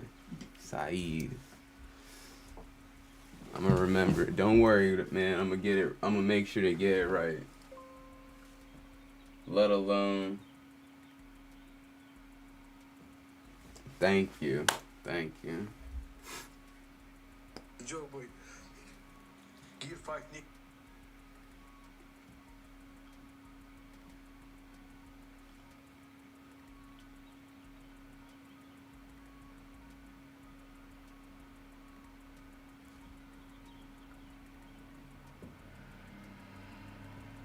Where's the salute emoji again? But yes, and make sure y'all can always follow me, talk to me on Instagram. I do make certain things available for y'all to even come in on the stream and chat. It's just right now I'm still working on a lot of things, plus I'm back and forth. But I do have it enabled for my viewers to come in on either a voice or video chat through Twitch by itself. So just know that that is a possibility. It's just me opening up on the time of day. Depends on like how many of y'all really want to engage like that. So just let me know and we can get that worked out.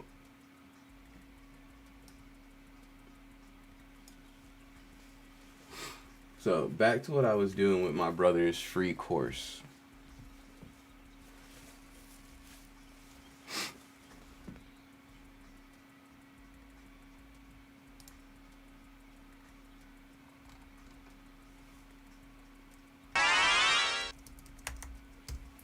Like I said, if I ever pronounce y'all's names wrong, please let me know. That's really the main reason why I set up the TTS. So that way it'll tell me who your what the name is by a computer voice. So that way I can pronounce it at the best of my best capabilities to pronounce it properly.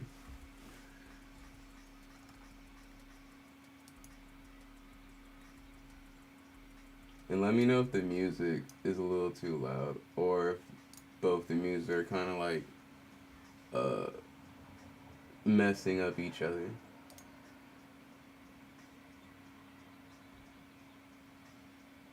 Let's go back to more of my brother's music. We're just gonna have that stuff keep looping.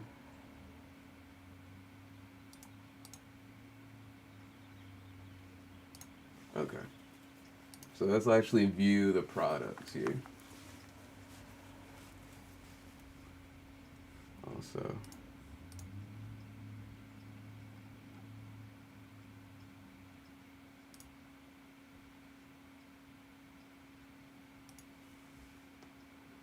view product.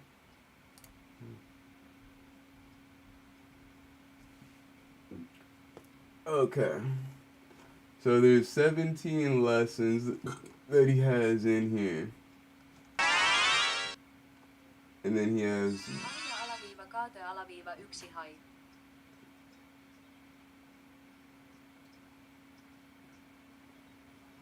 oh, nice. Thank you. Thank you. Thank you, Carter.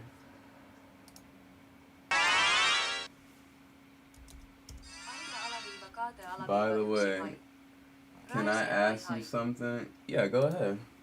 Go ahead before I, get into this course.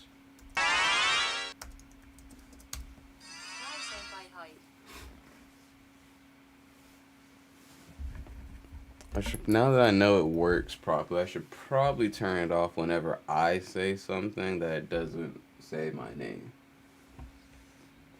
That's probably the next thing I should do. So we're going to wait a couple moments to see what Carter wanted to ask. So with that, I'm going to see what I can do about the bot talking when I say something while we wait.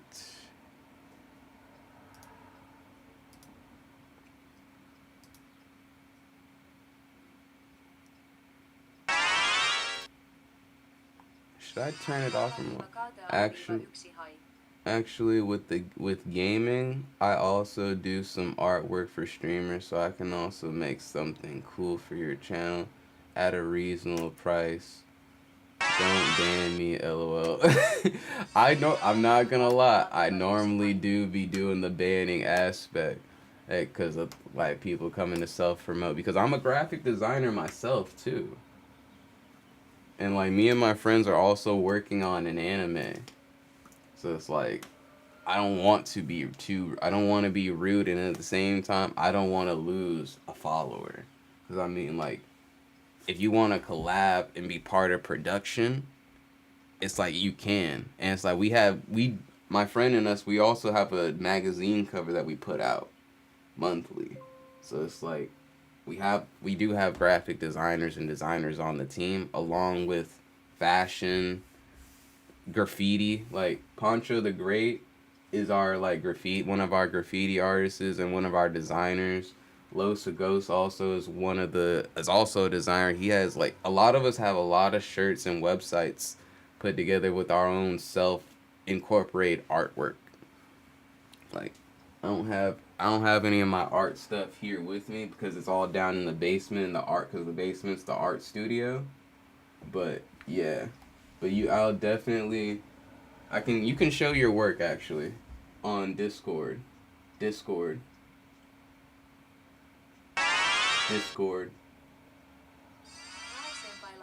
Join the Discord, Carter, and put it there. But don't actually go to my server, not just DM me. Server. Show it to the server because I have a special place for self-promotion for people on Discord.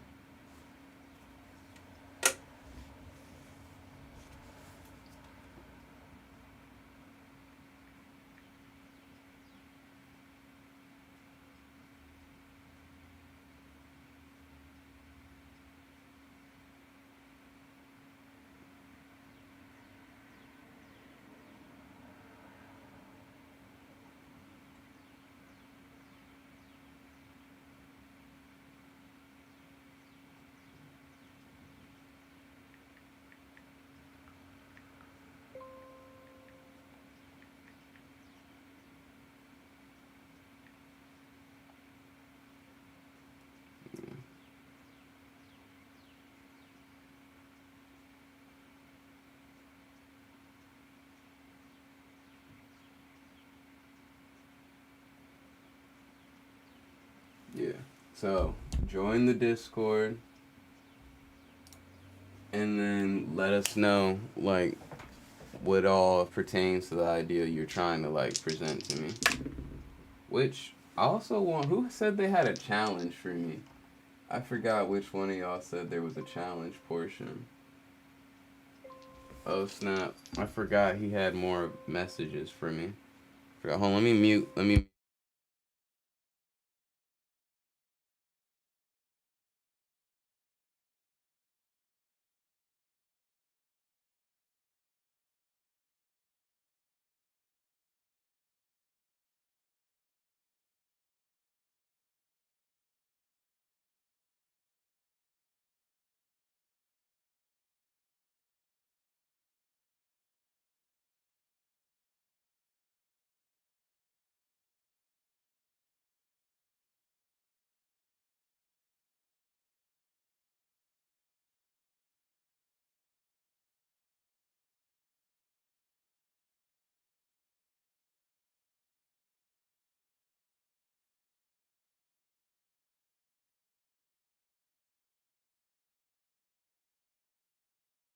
So, I gotta guess his age. The challenge is guess his age by his voice.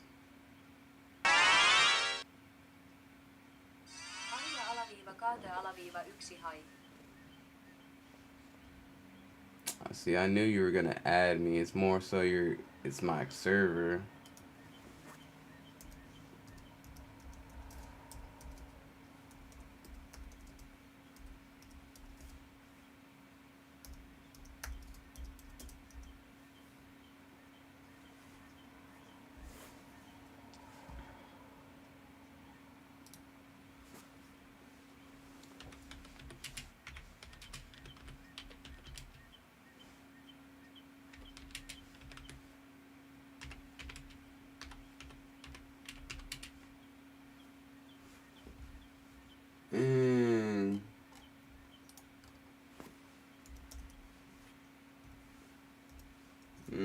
By your voice, like, you can't be, to be honest, he can't be, okay, so the challenge is to figure out his age based on his voice. Now, I can ask him for a picture, but the picture lowers the challenge reward.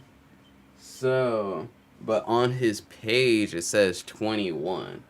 Now, I'm not gullible enough to say 21, but based on that, because that's too blatant.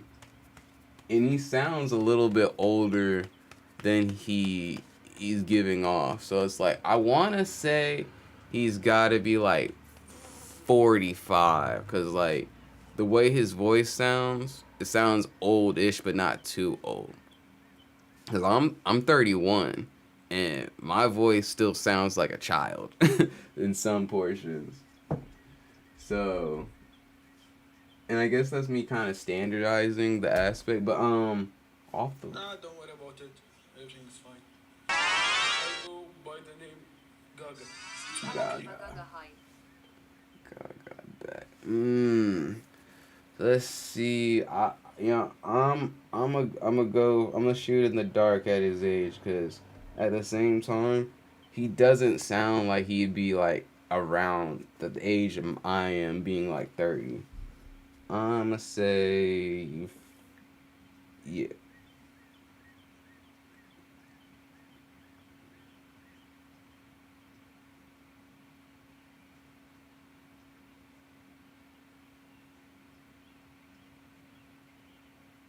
Let's go with that. Also, let's do a shout out to the legendary Mad Fox and Super Kami Swank.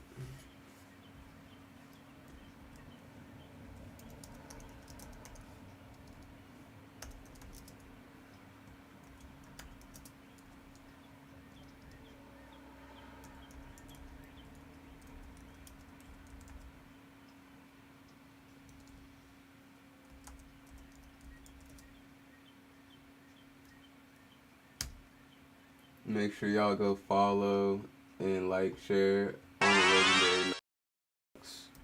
And then Arja alaviiva kaate alaviiva 1 hai. how much did you?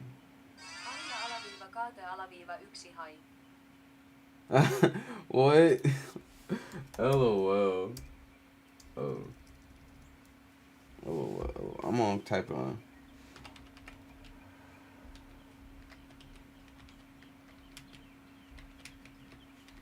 I sent my answer. Gaga. Rai senpai live hai. How much did you?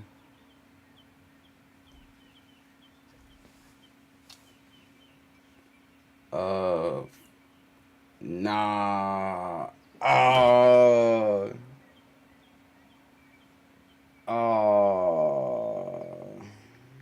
Dang.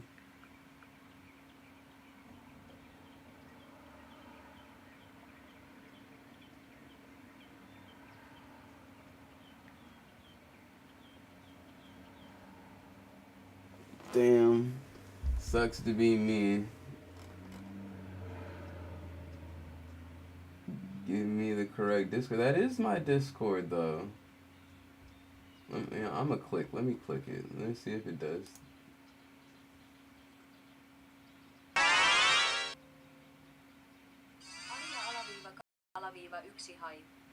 Okay. So that link is broken. Okay, so that is broken.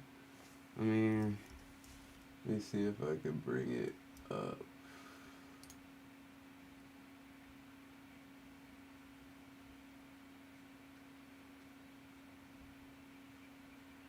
Yeah, that was right though.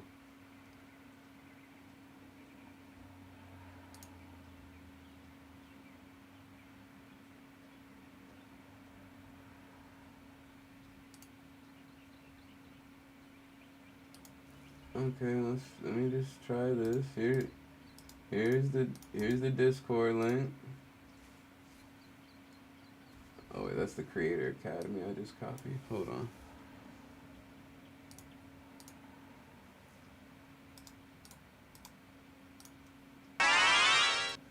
Yo, what?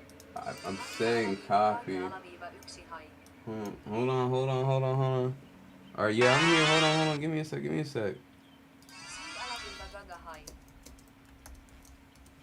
Rai senpai hai. The new voice actor of Frankie sucks. I didn't want to say. You say what I be thinking.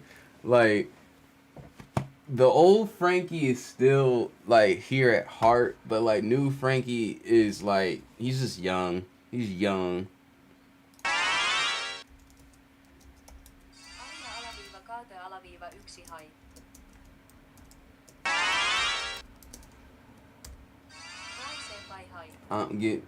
Second. Give me a. I'm literally trying to copy it. Seed alaviiva gagahai. I'm literally doing it, bro. There you go. And I'm gonna pin it. Because this is my server. And as you can see, there's a special promo for self-promotion. This is where I want you to go. This is what I mean. Like, if you DM me or anything, if I feel like doxing you, it's because you didn't listen. Remember that.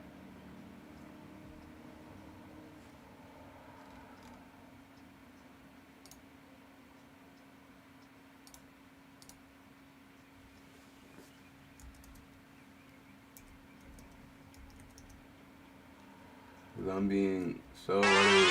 I'm going to say, please.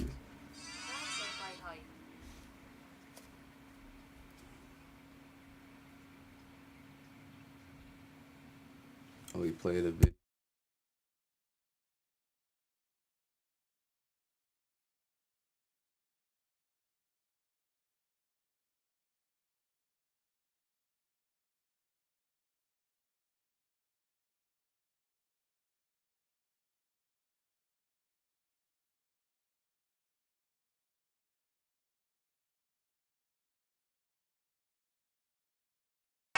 Okay, I got a video. Okay, so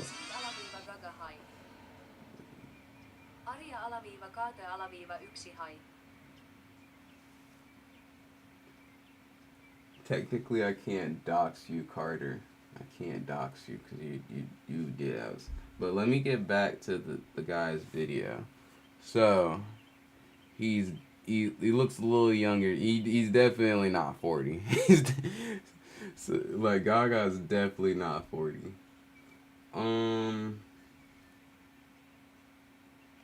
Now I feel like I should go with what I saw. Like, shit.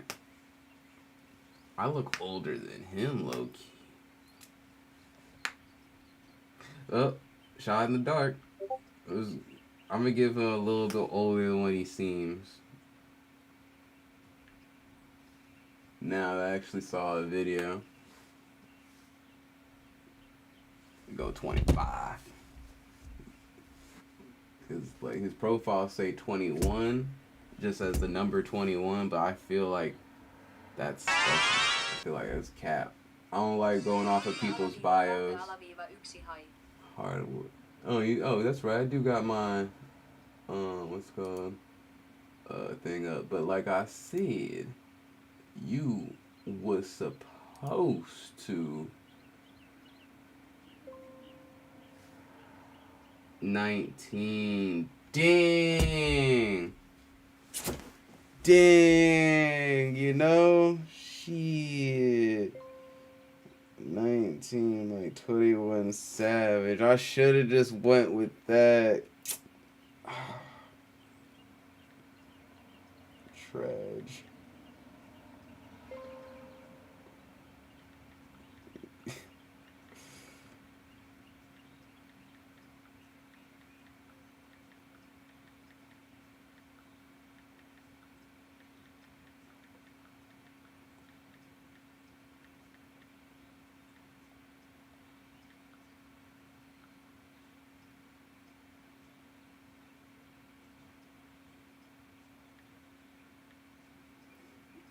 Damn.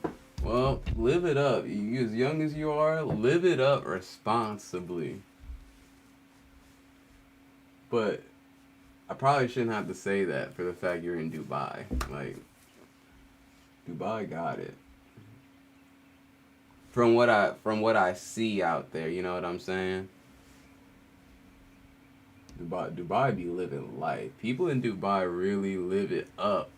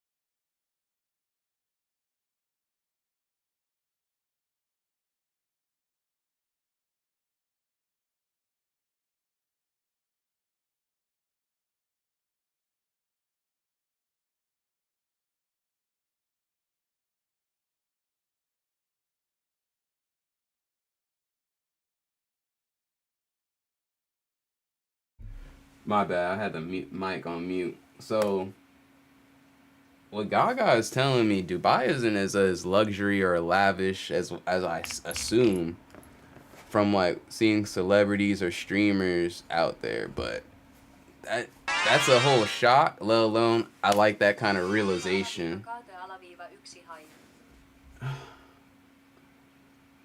I see you right here. I see you right here, Hogwarts. And the thing about it is, these are old. So you've been trying to dox me, but alright. I guess I'll let you have it. Might as well let everybody get it, you know?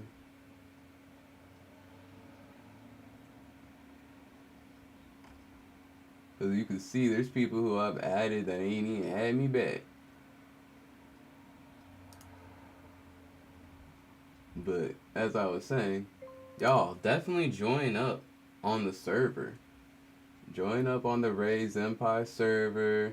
You could find out my gamer tags for all the gaming platforms. You can see anime recommendations. You can see clips.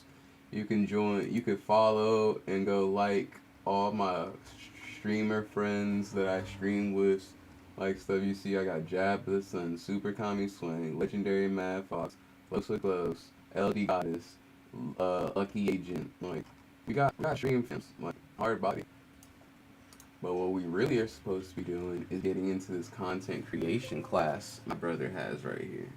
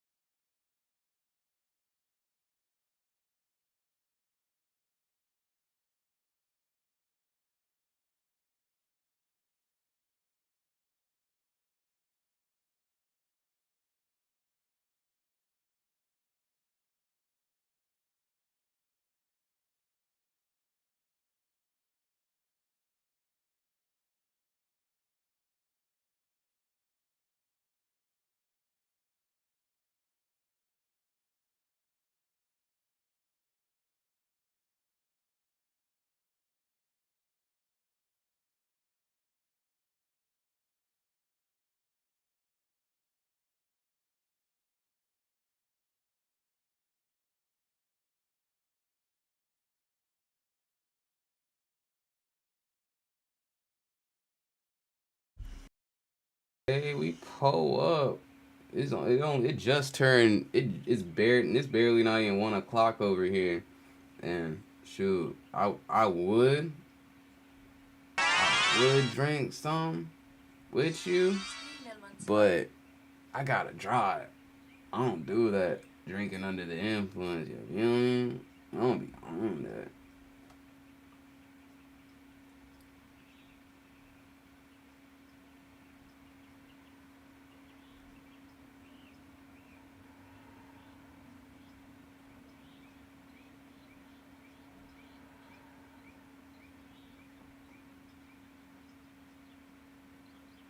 what the fuck?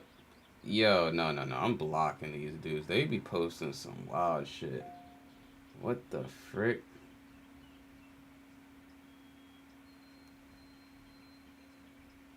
Yo, like, hey, yo. Block.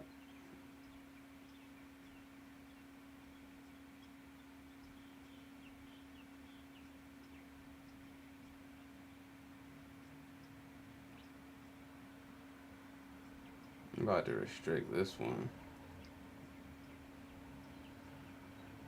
I had ran into some like camera dudes or some camera people while I was like doing the Rakai Little Tay stream thing at the Battery or whatever, and they Instagrams are very, very questionable, and the questionable aspect, yo, I don't like that shit. I do not like that shit.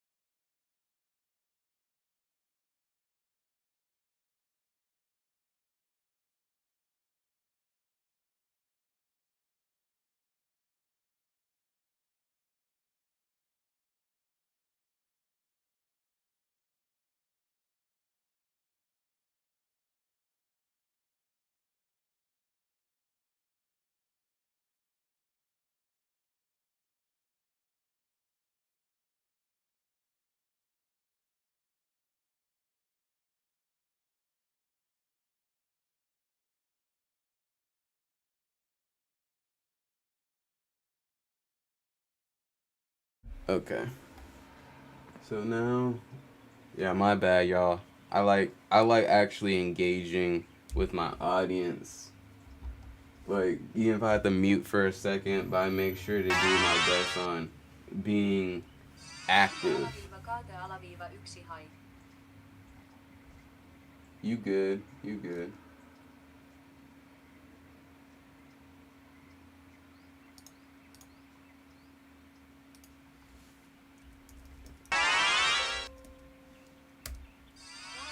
I'm still at school.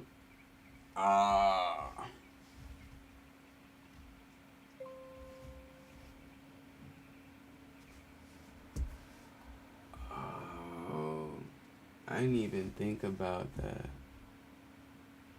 Yo. I'm forgetting how old I am and what the age things of like school is. I'm lost. My apologies.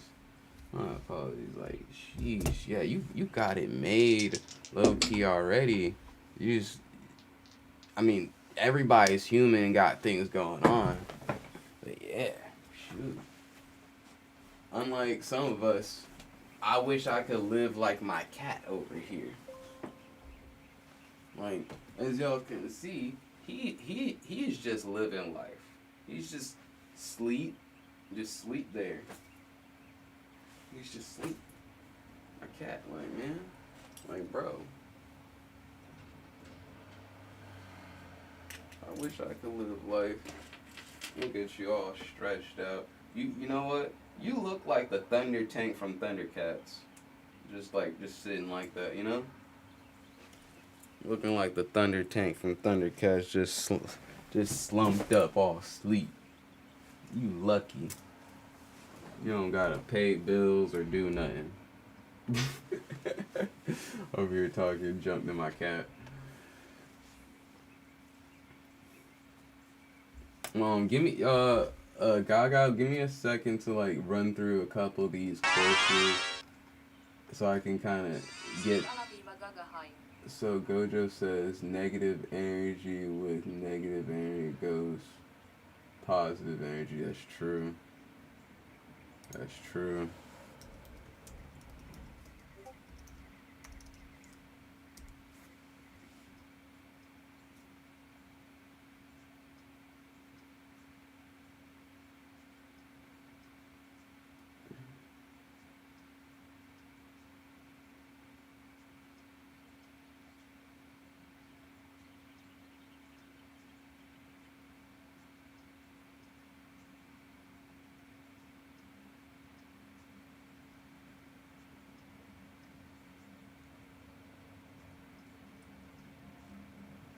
Hey, welcome to the crew. Wait, what? Oh, my OBS is freezing. No. No. Let me see if I can close out some of these programs and will it come back. Stream is messing up, y'all. Okay, there we go. Okay, everything back.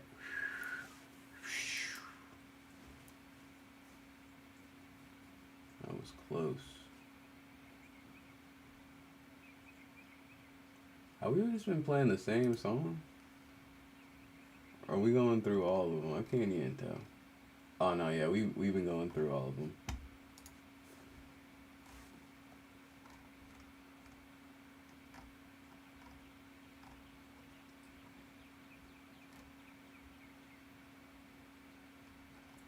So welcome to the course. Welcome to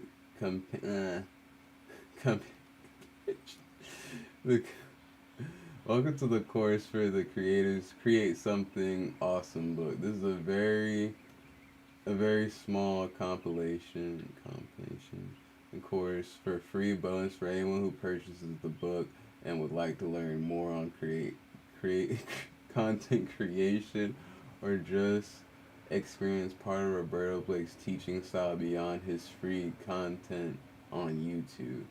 This course also serves as a reference to show rather than tell some of what the things mentioned in the book, such as analytics and monetization.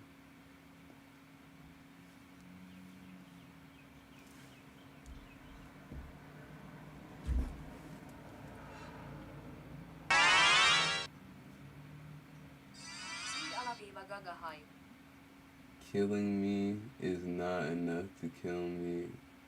My heart goes dum da dum dum diddy diddy dum dum diddy. Oh, that's wait. Oh, I'm pretty sure that's a One Piece reference. That's a One Piece reference, right?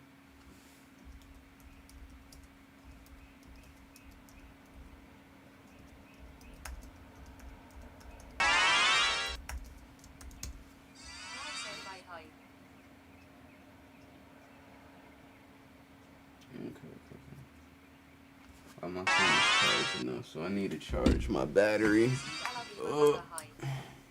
Yeah, that's why I was. Yeah, okay. I was almost questioning it.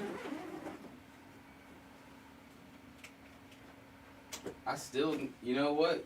I'm gonna be honest.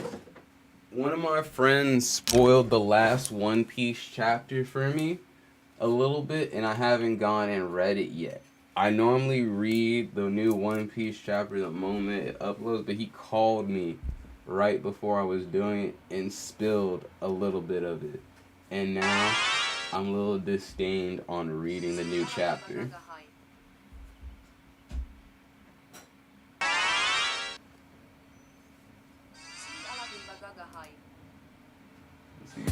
Killing me is not enough to kill me, my heartbeat diddy dum dum diddy. I lost 4 times, I don't give a fuck, I'm a spin. Oh yeah. I do. Okay, that's why I recognized it. Okay. Yeah, that shit is fire. Why so serious? I used Kaido for cardio, made the king of the beast look ridiculous. Beefing Wano, then you're beefing with us. Fuck what the government say, I'm way too free, too rebellious. The laws of reality do not apply to me, I can do anything, I'm limitless. I came a long way from I'm so weak. Now I'm saying this is my peak. Punch man in the face with this combo. Oh shit, what should I call this technique? What's fatigue when I lost Pedro? Ain't no resting to the obstacle seat. I saw my heartbeat, play that beat loudly and keep that shit on repeat. Killing me is not enough to kill me, my heartbeat diddy dum dum diddy. I lost 4 times, I don't give a fuck, I'ma spin back till I get dizzy. It really gets sticky when I switch up gears and get busy. Monkey, make ops look silly. Mama, got put in a You make me want to go grab my straw hat. The funny thing about it is my straw hat is really my dad's hat from when he was a teenager. And that thing like about 40, 50 years old. It makes me feel like a real Joy Boy, like that ass. Rubber's always gonna bounce back, CP0, die for nothing. If that old witch wasn't so far old, then would've put that fool in a coffin. At least he left him scarred, now he's drinking sake to hide his suffering. If he really wanted to die, should've jumped in the sea, don't believe his bluffing. Killing me is not enough to kill me, my heartbeat diddy dum dum. Killing me is not enough to kill me, my heartbeat diddy dum dum diddy. I lost 4 times, I don't give a fuck, I'ma spin back till I get dizzy. It really gets sticky when I switch up gears and get busy. Monkey, make ops look silly. Mama, got put in a pack, don't cry, I'ma send you to me as swiftly. Killing me is not enough to kill me, my heartbeat diddy dum dum diddy. I lost 4 times, I don't give a fuck, I'ma spin back till I get dizzy. It really gets. Actually, let's make sure to go shout out and raid the legendary Mad Fox. Let's make sure to do that.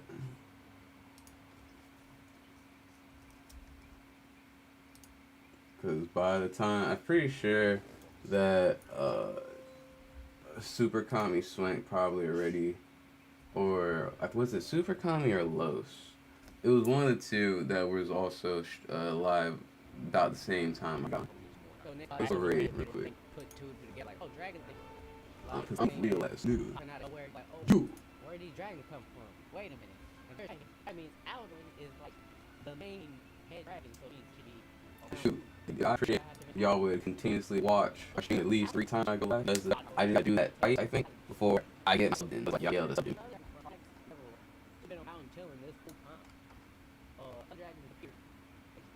Where's my ring? God, you need to pick me up my spot. That's you.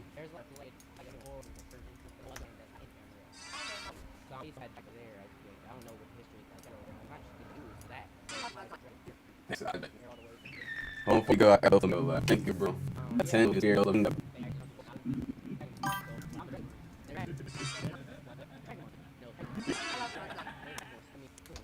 You can put that on cool. What am I looking for? Quick actions. Yeah. Quick actions. And see. So now we should be able to raid it. Wait, I had after me.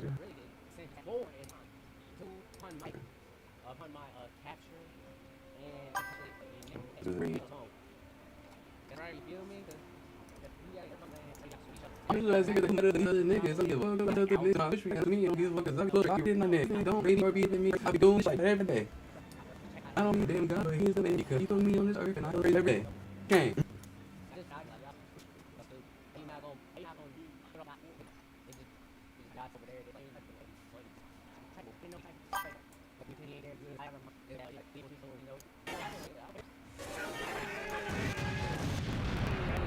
You know I'm listening to my bro. They didn't know.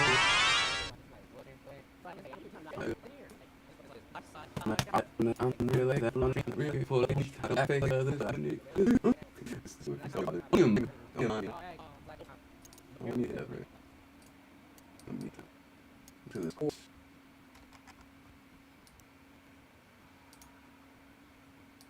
He is cute. Reminds that next like him.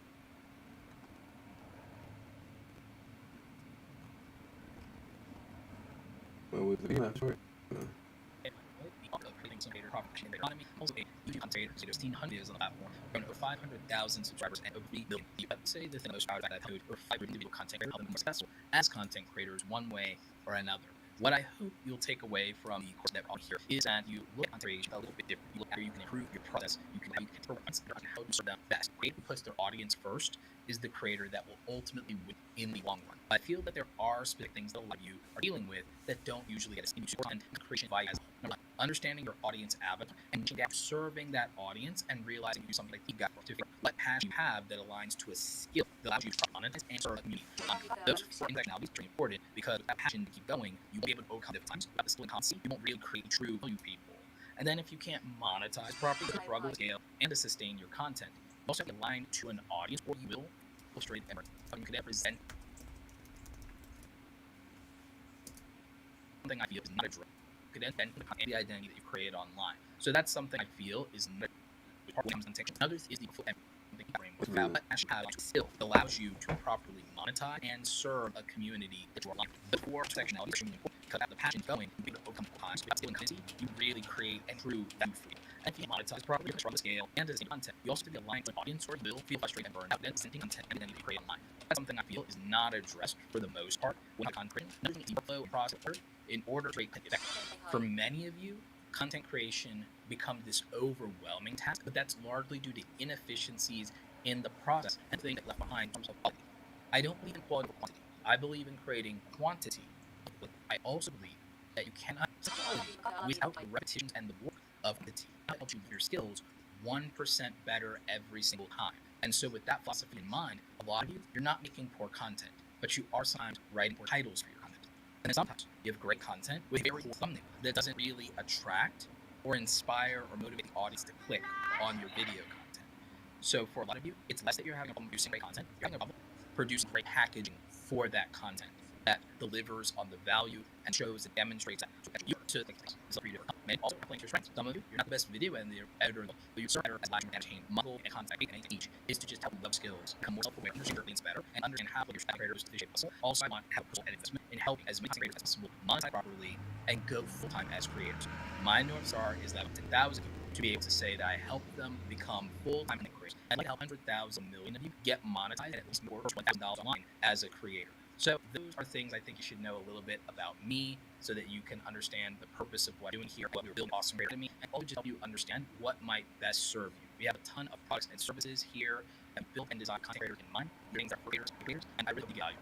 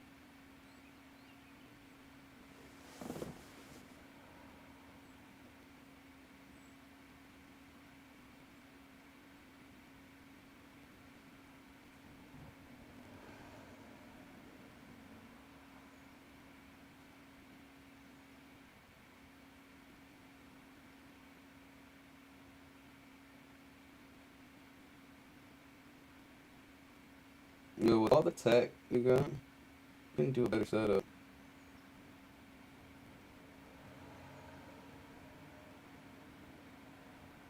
I wonder how he goes live. Does he use actual phone? Or does he go from like?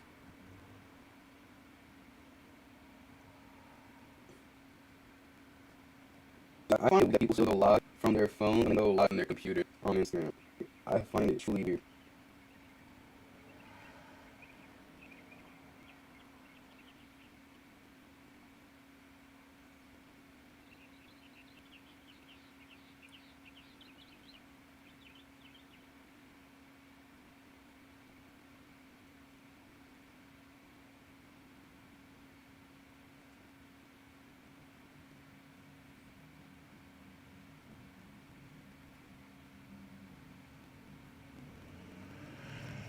Too bad I didn't get in.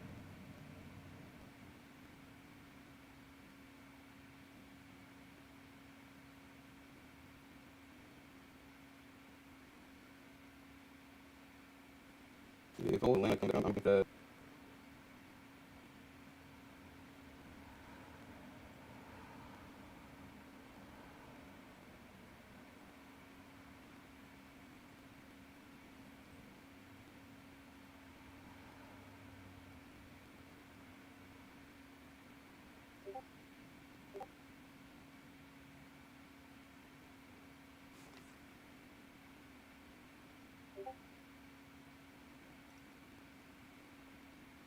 I got someone on my channel.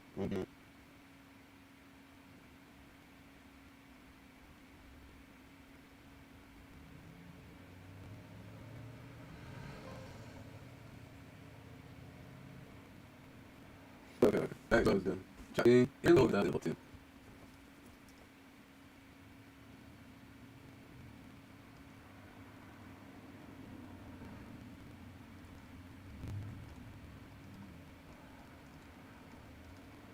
No, I'm not going to this.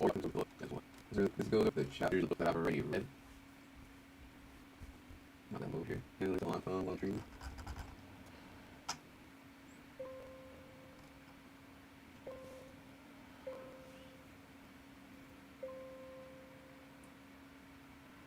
Hour long video. Thank you, people of video. Give yourself a round of applause for coming out here. It's been a minute, hasn't it? And a round of applause for just enduring the last 2 years. Really, get up, give yourself a standing ovation. Come on, talk it up, get up. First of all, thank you so much to my good friend and courier for inviting out and for also putting a great event, gathering so many tremendous people here, like Dale, like my good friend Video, Doc Rock, just everybody here. Now, something that I am very fond of, very passionate about is the creator economy. And this is something that, believe it or not, has existed in one form or another for hundreds and thousands of years. It just wasn't realistic for most people to pursue their creativity and to follow what many say, oh, follow your passion. I'm not 100% subscribe to that. Absolutely following your passion. I think that you should be driven by things that you're passionate. I don't think that is so far-fetched or ridiculous. Somebody make $55,000, you're doing something they actually don't hate. It's like, does that sound insane? Does it sound crazy that, oh my God, you're still at, your work is meaningful, has a purpose, it's fulfilling, and does it make you want to jump off a building? I mean, I don't think it's so unreasonable that someone can make a full-time living, talk about and doing and sharing things actually matter to them and are meaningful. And so part of my story, part of it is this. I came from the world of traditional online marketing and advertising. In fact, I didn't even do online marketing and advertising. I used to do billboards for a living at one point as a graphic designer. I literally came from the world of print and doing OOH, what we call out-of-home advertising, billboards for broadcast television entertainment. Before that, I worked at a web company as a graphic designer. And so I actually understood, before ever coming to YouTube, what it meant to work as a creative professional. And while I was fulfilled by the job, I thought, I made it. I'm a person who's not living for their nights and weekends to do creative work. I get to do it Monday through Friday, and then I still get to do it on my nights and weekends if I want to. But you know what? You can love what you're doing, and you may not always love the circumstances under which you're doing it. Has anyone ever felt that? Has anyone felt, I like what I do, but I don't like the circumstances? How many of you, it's just that you didn't like the people you worked with or worked for? Show of hands on that one. All right. So through a lot of hardship, I won't go through my entire anything, but through a lot of hardship and struggle, I came to a basic realization. If I wanted to continue living and thriving, I wanted to protect my mental health and sanity, and if I didn't want to find myself jumping off the building one day, I was going to have to make a change. So I asked myself the question. If I was going to forever not suffer, what am I going to do myself? I just want to create awesome things, share them with the world, and wouldn't it be great to also teach other people how to do that? It's such a silly thought, but I believe it's the thought that actually saved my life and defined my future. And it's what actually happened on stage in front of you today. So let's walk through this. Why am I here live on stage? Let's follow. Well, like I said, I made over 1,000 videos. In fact, I've uploaded over 500 videos to my YouTube channel. I've written hundreds of articles, hundreds of interviews and podcasts. I've done posts and blogging thing. Does anyone remember a little app called Meetup? Anyone remember Lab? Lab.am? You guys remember that? Oh man, wasn't that wonderful, right? Okay. When these mobile streaming apps first came out and you could do video live streaming, I was an early adopter and I was a daily streamer across multiple platforms. I've done over 3,000 live streams. So I've uploaded over 1,500 videos, over 3,000 live streams. And what did that video accomplish? You allowed me to over 500,000 subscribers, over 34 million video views. And also, it allowed me to get from someone who was full-time freelancer, someone who for about roughly 2 to 3 years on YouTube was only making about $300 in YouTube ad revenue. Ad revenue is necessarily the best business model.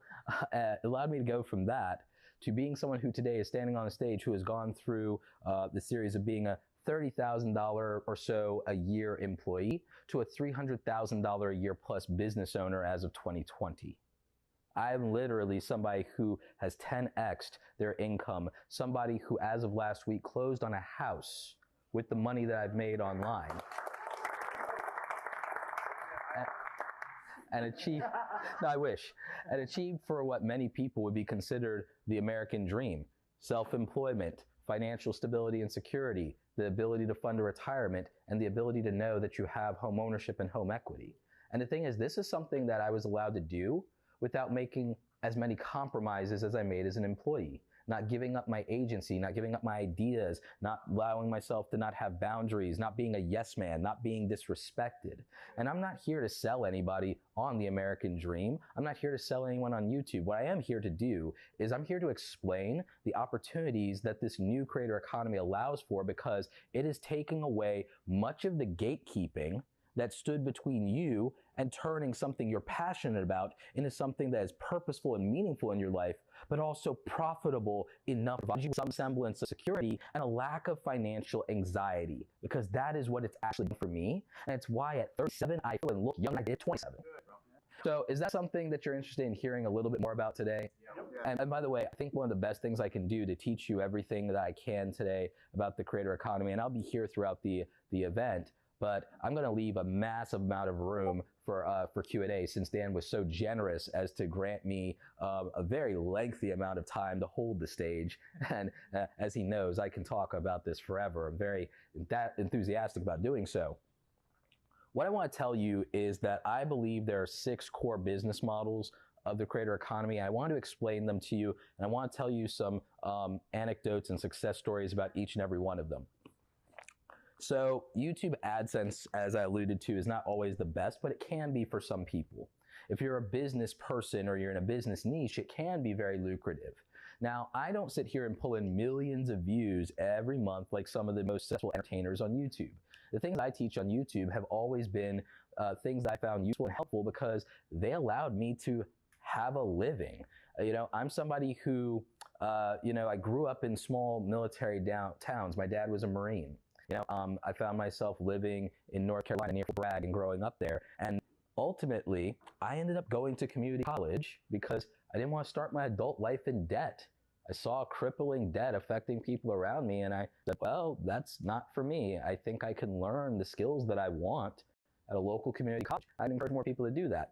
Funny story, how a community college dropout is on stage talking about building successful businesses.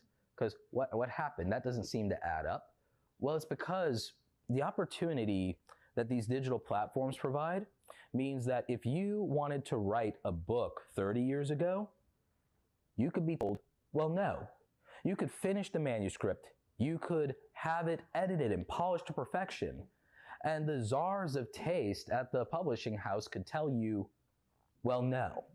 And that happened to somebody named Andy Weir not too long ago. You see, he spent 2 years researching and writing a book, and ultimately every publisher told him no and said, Andy, you wasted 2 years of your life. This is ridiculous. Nobody will read this. And he said, fine. I've been, journaling this, and I've been tracking this, and I have a website where I have, about 3,000 loyal people. I'll let them read it for free. His fans said, this is great, Andy, but I want to read on my Kindle, or I want to read it on my iPad. Could you just put it up in Amazon? It's like, I don't mind giving you $2 for it. So he says, fine, sure. He puts it up in Amazon, ends up selling about roughly like 30,000 downloads in about a month. Unprecedented. All these publishers were wrong. about Andy. All publishers said, oh, you never sell the book, nobody's interested, this is ridiculous. They have to come crawling back and apologizing. I'm pretty sure some people got fired over it. Miramax ended up buying the rights to the screenplay for Andy's book. Does anyone know what Andy's book was? The Martian. Thank you. Who said that? There you go. The Martian, which ended up being a film with leading man Matt Damon. And so Andy Weir is reaping the benefits of royalties in perpetuity, as we like to say, off of his creative work on a book that the publishers, the czars of taste, the masters of the universe said no one would read, has become one of the most heralded, films of the modern age. Has went on to be a global, international bestseller. And this is a guy who, again, did this on his nights and weekends while being a software developer at a gaming company and was told no.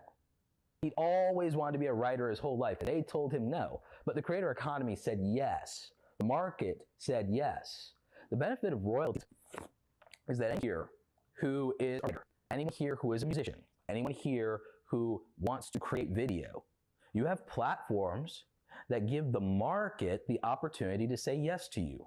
The market, the consumer, the viewer, the reader, the listener gets to decide and gets to put you on. That's why we say you have to put the audience first, or at least that's what I say. I don't know how other people do it, but I say you have to put the audience first because they're going to make or break you. You have to do work, but they're going to put you on and make that matter. Okay? So if the gatekeepers won't put you on, the audience will, because the platforms allow you to say, I'm a public book. I'm going to put out my music on Spotify, Amazon, Apple, iTunes, etc., etc. I'm going to put my videos out on YouTube or Skillshare in the marketplace. And you can be paid for that. Now with me, I ended up putting out tutorial content on YouTube that I thought was helpful. Software was what allowed me to advance in the world, because when you specialize in software, now you're not competing with the 8 billion people on Earth. You probably are competing with a user base of probably less than 10 million users, depending on the software.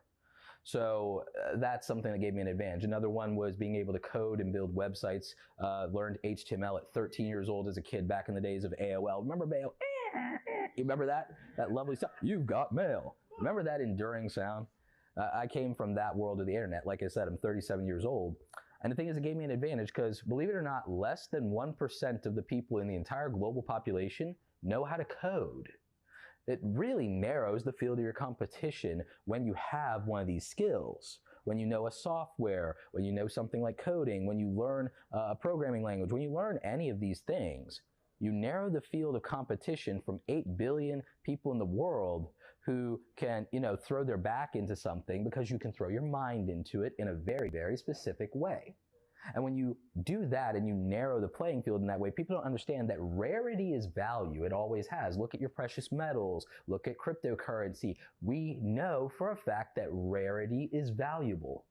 And what people don't do is they don't make themselves rare and distinguishable from the rest of the people in their given field, their profession, or the market, or the world. But your ability to make a large sum of money or a high level of income comes down to rarity and specialization. Now, the problem has always been that that has been inaccessible until this little itty bitty thing called the internet, where you can actually learn a skill like that for free, for $0, as long as you have access.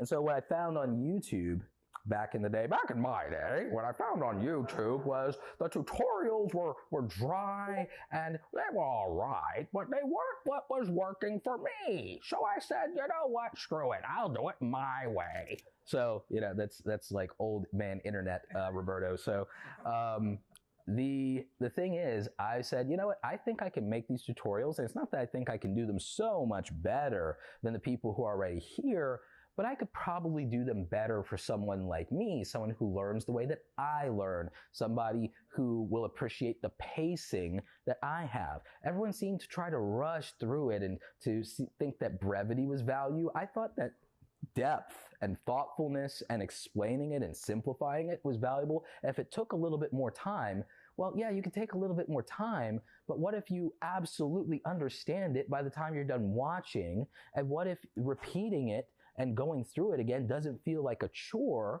And you also feel like the person talking to you wants you to succeed and respects you and isn't, talking down to you for not understanding this thing that they're good at. So I thought, I'll make those tutorials for someone like me, and maybe it'll help a couple of people. Maybe this is the internet. Maybe it will be more scalable or reach more people than can be taught in a classroom. When I was learning graphic design, my professors didn't know how to use the software in the first place. Can you imagine the fact that I went to school in 2002 and was learning Adobe Photoshop allegedly from a textbook? A textbook to learn Photoshop? Are you serious? Like, learning Adobe Flash from a textbook? Come on. I had to teach the coding and web design portion of my classes at community college because my professors just weren't competent to do it, and I had built dozens of websites for local businesses and churches by that point. They had just gone through the manual. They didn't know what they were doing, but I did. And again, sounds arrogant, sounds egotistical. Why is this 18-year-old kid sitting here trying to run circles around us and take over the classroom? Because I actually valued my classmates and wanted them to be able to get it right. That's why, And I think that when you look at your values and you look at why you're doing something, it's actually meaningful. And so why I'm telling you this story is this. That skill gave me several advantages when it came to the world of YouTube, digital, and the creator economy and the online business because, I made a very arrogant prediction back in 2002 that my professors roasted me for, very publicly, mind you. I almost wish that there was a such thing in 2002 as vlogging. YouTube wouldn't be invented until 2005. God, I wish I had video footage of this. That'd be amazing. Can you imagine? So, arrogant young whippersnapper Roberto back in the day had the audacity to say that in 2002, when web design was not considered a valid profession or a meaningful career. So by the way, for any of you doing YouTube, content creation, e-commerce, digital, and your friends and your family, your former colleagues from your old job, anyone doesn't understand what you're doing, they all think you've gone crazy. Yeah, it's funny how the world changes now every 2, 3, 5 years.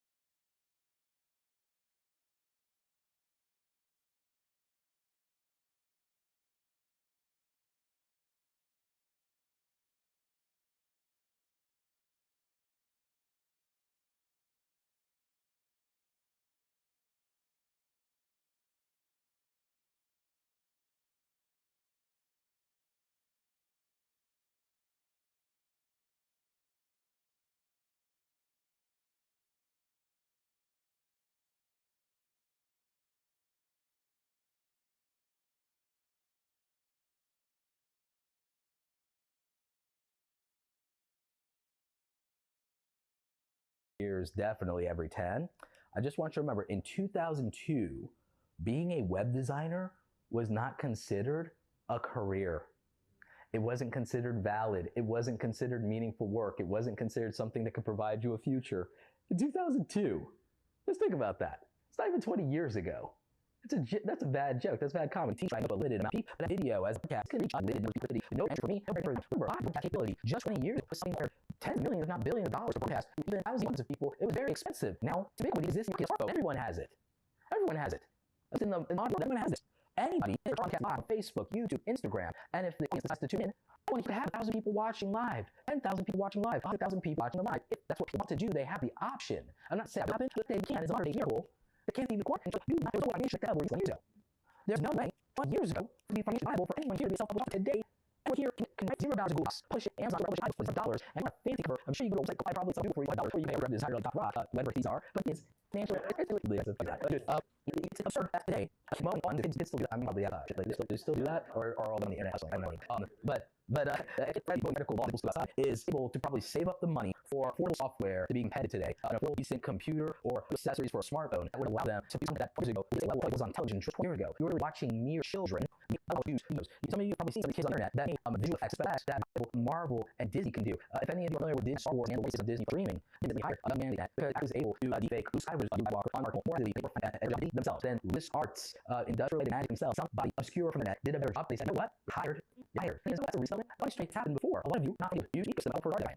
There was a young man, and talked about the internet 10 years ago as a massive achievement of memory back in the day. Back then, we had so many talented people. I think they were probably even more talented than the whippersnappers of today. Anyway, so that's 10 years ago, 27-year-old Ryan Weaver, a Star Wars fan film, completely differently, did very choreographed ice like things that were real, that were therefore most of what's in films today. And then he started Star Wars, did VFX ready to make it real. He went like all out and score marks, environment things, used a lot of his bad machine tool to do some of the practical effects. He did the visual effects himself in the computer. All self-taught, by the way. He dropped out of college after California. I'm running more house on there. Okay. So Ryan Weaver drops out of college, chops around his demo reel, shows off some of the stuff.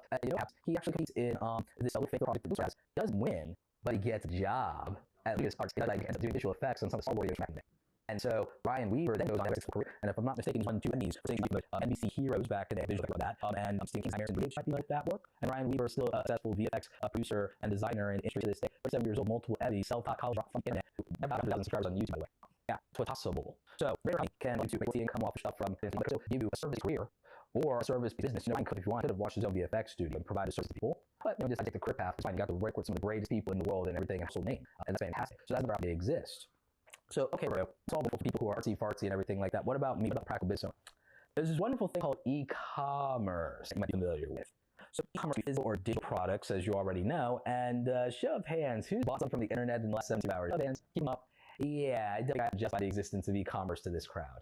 And I shouldn't have to any of the literally millions of people who use Amazon, they won't on and what they want to say is like we're all using the internet. I never heard of it. We're all about 2 days. We're gonna lie to ourselves. We're about that 2 days. Those Amazon roads, like clear off the thing right now. All right. So e-commerce selling directly. Now during the global finance the world is key shop, the love community, a lack of business, wonderful, right? They was like, make sure you only have shit down the pandemic. Business thing, business ended up front because it's a little shit called Shopify. It's a stock, not financial, but I like stock. Shopify, to say, you know what, we're not local business. It's the business, and anyone else's tea can buy us. Prices of shipping anyway. And so this worked out. They have this great brand. They have a huge following Instagram. And yet, it's local. So business in Atlanta used to say, more. Can you imagine explaining 10 years ago that down the second physical location, get virtual internet, and it started to month. Imagine playing on somebody 10 years ago. That's scam. Yeah, this way, selling loose leaf organic tea in packaging on the internet.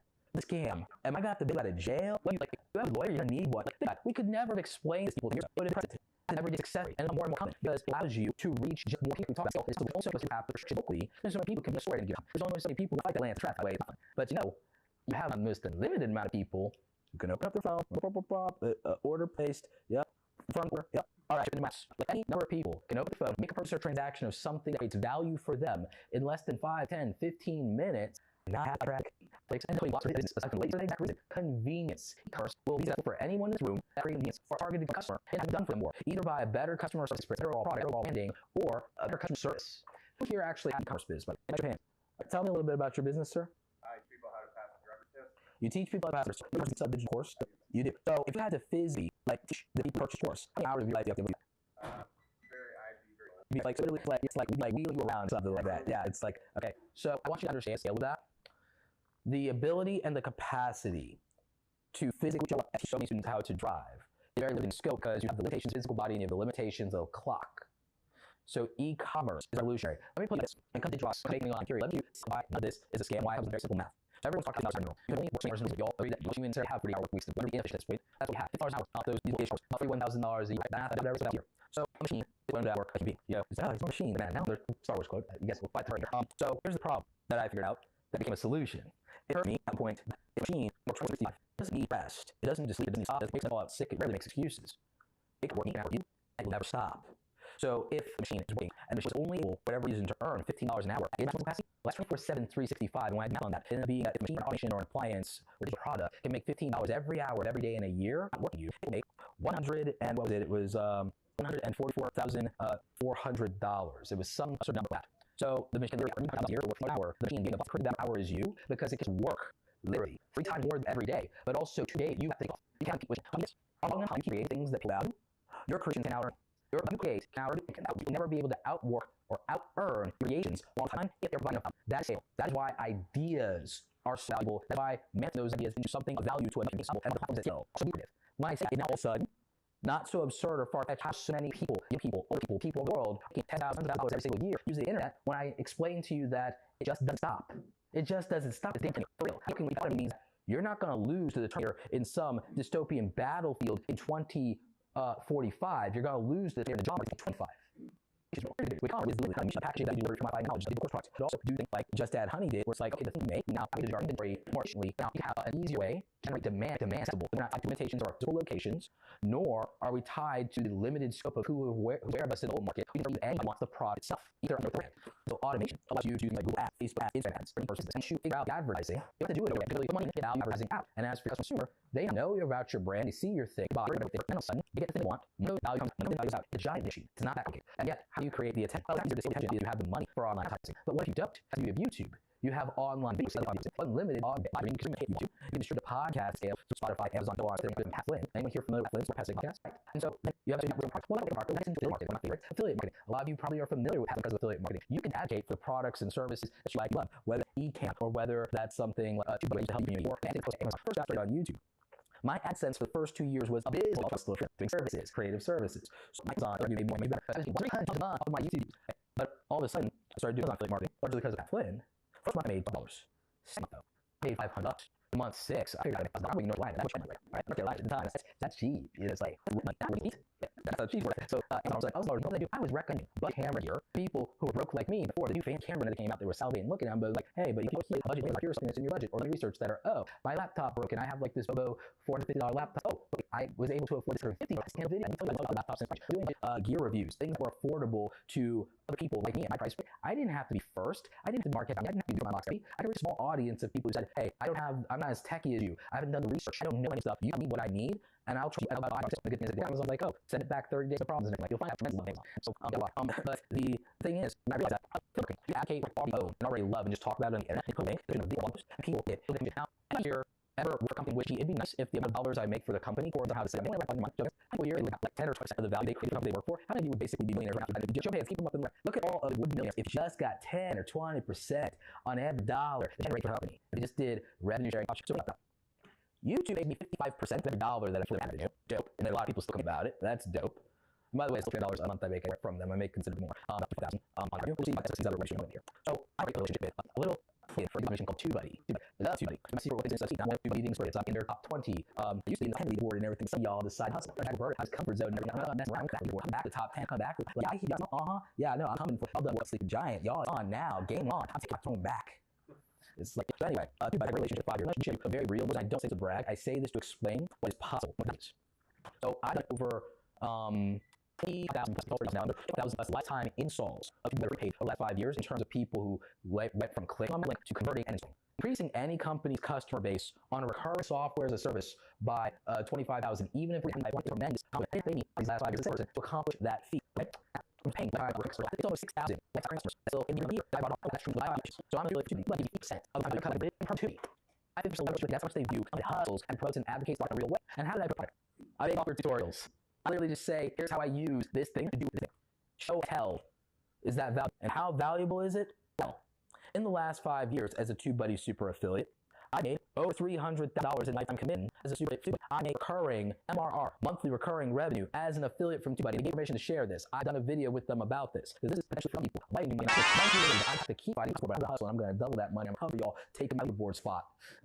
So $5,000 plus a month, $5,000, $6,000 a month, because when people sign up, recurring lifetime revenue. That's a $60,000 a year by doing work, making videos that are evergreen in nature, search friendly, year after year, still keep adding new customers as customers turn out, because that is how everything on YouTube is being paid an ad commission for. Then scale a commission that is recurring revenue, lifetime perpetuity. I don't know with that. That's insane. I did make every company to generate a recurring monthly revenue stream that doubles my old salary. That is truly passive income. If I tried to explain the concept of that 6 years ago, again, and even people the real answer to this is that software utilities are valuable and we use them every day. It's just that simple. And this is a monthly recurring piece of appliance that literally I have 5 times or 6 times the amount of people have said that, hey, value for free version. And a certain amount, 1/5 or so, said, hey, I want to pay to have access to their features. That's a section where MP or voter like inside. There are options and options in business. You can use content. If you're on YouTube, that's a little bit about YouTube. That's a bit more. Here's the content. If you need threshold for YouTube monetization, 1,000 watch time. People complain so much they're made on this way. I'm going to tell you a little secret. YouTube is paying you to market yourself instead of Google making you buy ads that may or may not convert your business. YouTube, when you make a video that is valuable to the type of customer, the type of audience you want, YouTube is paying you to market your business. That's insane. Now, somebody else is running ads on that to your potential customers, so there are ways to deal with that. But YouTube is paying you. You pay me $5,000 depending on how often I upload, to literally market my business. And you told me to build a relationship that generates $5 years. It generates one of my affiliate platforms, one of my software platforms. Now, I bring that up because for a lot of you, the software that you use every day, maybe you use Ecamm, maybe you use TubeBuddy, maybe it's a hardware product like Amazon, like I talked about. I used to do a PC budget build list and make blog posts where I would just like, here's the components for you to build a serviceable computer for video and design. Here's the list, and people would go to it on my blog and they would buy parts. And that's how, between that and the camera lenses, I'm making $1,000 a month in Amazon affiliate revenue. Sorry, I recommend a professional lens design for photography, and then all of a sudden I had a $108 commission from Amazon because it was a $2,000 lens. Again, I mean, you work for a company right now, and they just give you a fraction of the value that you've created in the company and the time of the company. Again, a lot of you already told me right now that if your 9-to-5 job or your former employer just gave you 10%, 20% of the value you created from your lifetime, that'd be enough to make you a millionaire. Or understand the value is there. I'm telling you, the consumer right now, and platforms allow that. You can do that with your own product with e-commerce if you understand your market, or you take somebody who's already created value but maybe doesn't have the reach or hasn't reached consumer in a way that enough value. It's easy for someone to learn your product before they buy it. And then all of a sudden, a product you already use, a product you already like, a product you put your own behind, you're now just putting word behind it and getting value in it. And a lot of these companies, aside from Amazon, they're not going to give you 10%. They're going to give you 20%. They're going to give you 30, 50%. And in some cases, that's a rate. And that's a relationship right there. And then that's valuable. Why? It's a relationship with the consumer, with the customer audience. And that's why putting their interest first actually matters. Put your name there and you vouch. Commit to the audience and to the customer. Commit to their first. And that's what I want. If you're yourself an audience of 1,000 people, maybe 5,000, 10,000 people, you have the opportunity to work with brands, sponsorship, and brand deals. So talk about what else through that. Talk about e-commerce, affiliate marketing, talk about services, digital relays. Let's talk about, wait, how can that? Okay, great, because then we can. So let's talk quickly about sponsorships. Sponsorships is something I've been seeing a lot more people about because a lot of people have gotten to 5,000 or 10,000 follower platforms. I want to work for brands. I might have to, but not just want to be an affiliate. I want some upfront money. Like, what about being upfront for the work I'm doing and my advocacy for a brand? What about that? Well, what people is, you are a provider, and you understand that you can charge for this. But I want people to stop thinking about their follower count, their view count in terms of what they charge, because I tend to say, there's one relationship you can have with a brand with a sponsorship. What you or just make content for the brand on their channel. All of a sudden, your follower count doesn't mean much, does it? Because what does the brand need? The brand needs a spokesperson, and they need a face. I just need a smile for the peers and websites. Do that, right? So you have that. Now, in charge of follower count. So it's like the value of licensing your appearance, your license, and then what's the continuity on that? What is it per year? Is it to that's the value of the company? Use your what's the value of them? Use your name, reputation. What's the value of your word? Okay, so there's that. And then if you're producing the content, well, what's the value of your editing, your streaming, right? What's the value of time, the value of your process, and the unique result therein? The content in itself value that before we talk about distribution. Because if you're going to put it on their platform, you'd still charge money. So I tell people to get out of the mindset of the followers of I understand, believe me, of all people, I understand. But you have to value your work in and of itself, because if you take the rest of it out of the equation, you can still just produce something, a result for them. So you need to charge by the result here and not by performance or perceived points. What your follower does is not their overall value, but that may apply to your reputation, because the size of the audience is interesting, but not all audiences. Does anyone here understand what I mean by audience? Okay, right. Who here is here? Okay, so you have, generally speaking, an older affluent audience overall, in terms of it's not usually Gen Z buying homes, unfortunately. Yeah, they're not quite there yet. If I'm taking the median age homeowner, it's roughly 43. It's going down a little bit for people like me, but like at 37, just ruining those stats every day. But about 43 is the median average age homebuyer. So it's going down. It's lower. Yes, we're winning. That's good, but it's still not like down to 20s or so. Yeah. Okay, so, yes. I thought the average house price went to like 320. You know, to me, that's where you live. But it's one of the largest it's older. As you slightly more affluent, you potentially be more consistent. But let me ask something. Does it shock you all to tell you that YouTube real estate content is literally 50x the advertising against videos?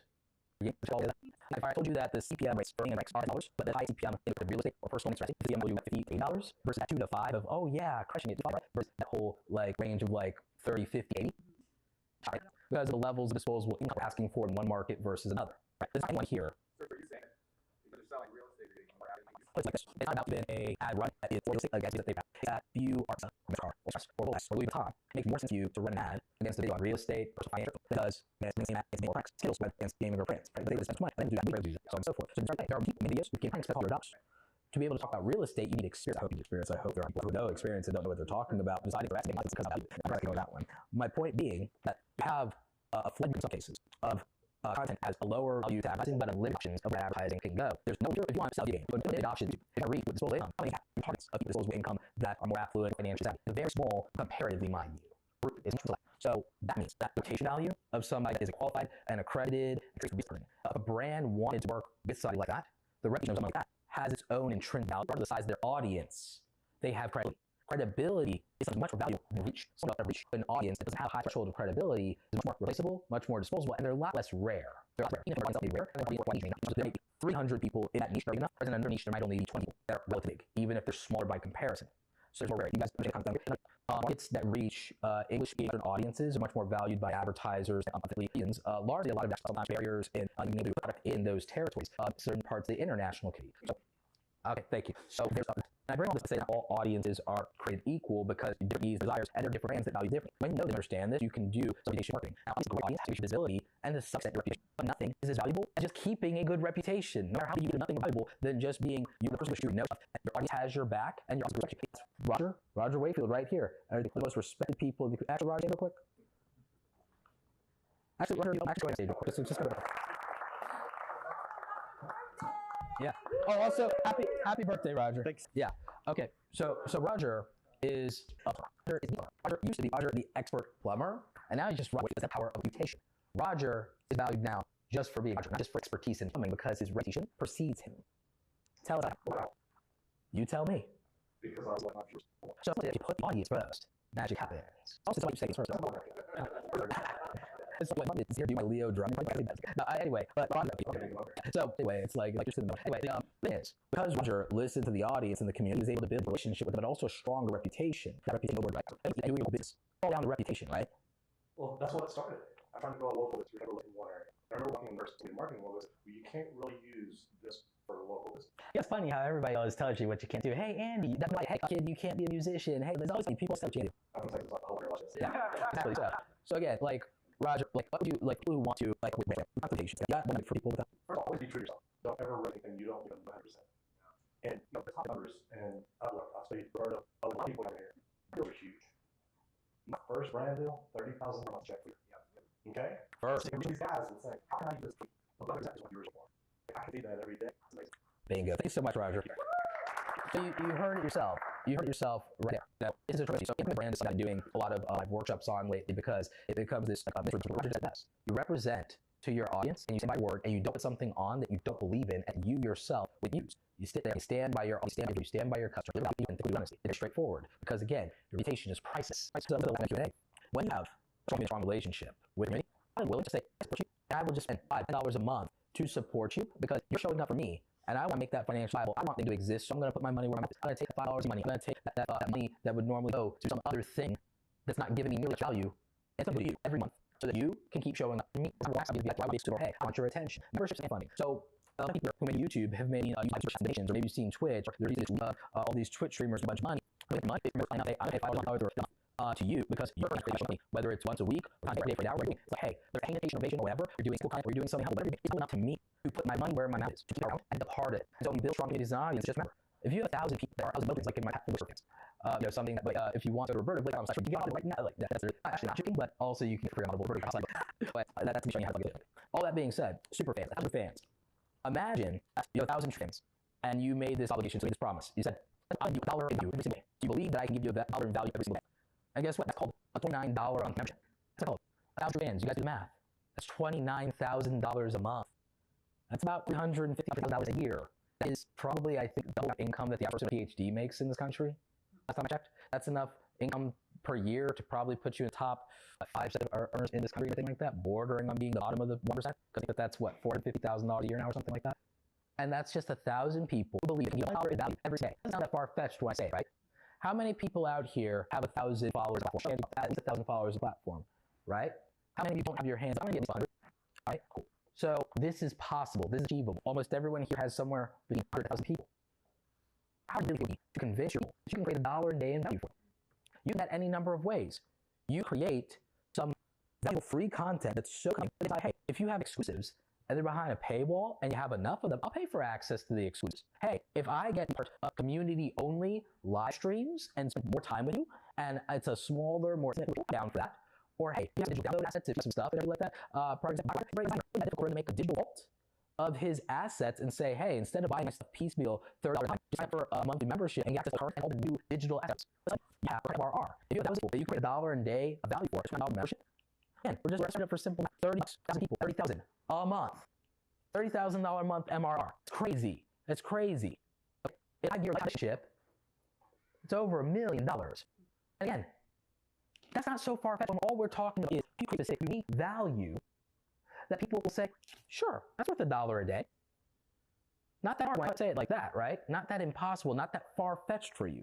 So that's memberships and putting your peers and then packing it properly and then willing to make your case for why you made it for them and why it's valuable enough and meeting them at a place they're comfortable with. And so again, I'm saying, oh, $1 a day. But even if you went for $50, that's 50 a day. So if you make 50 like you access to me or the thing that makes sense today.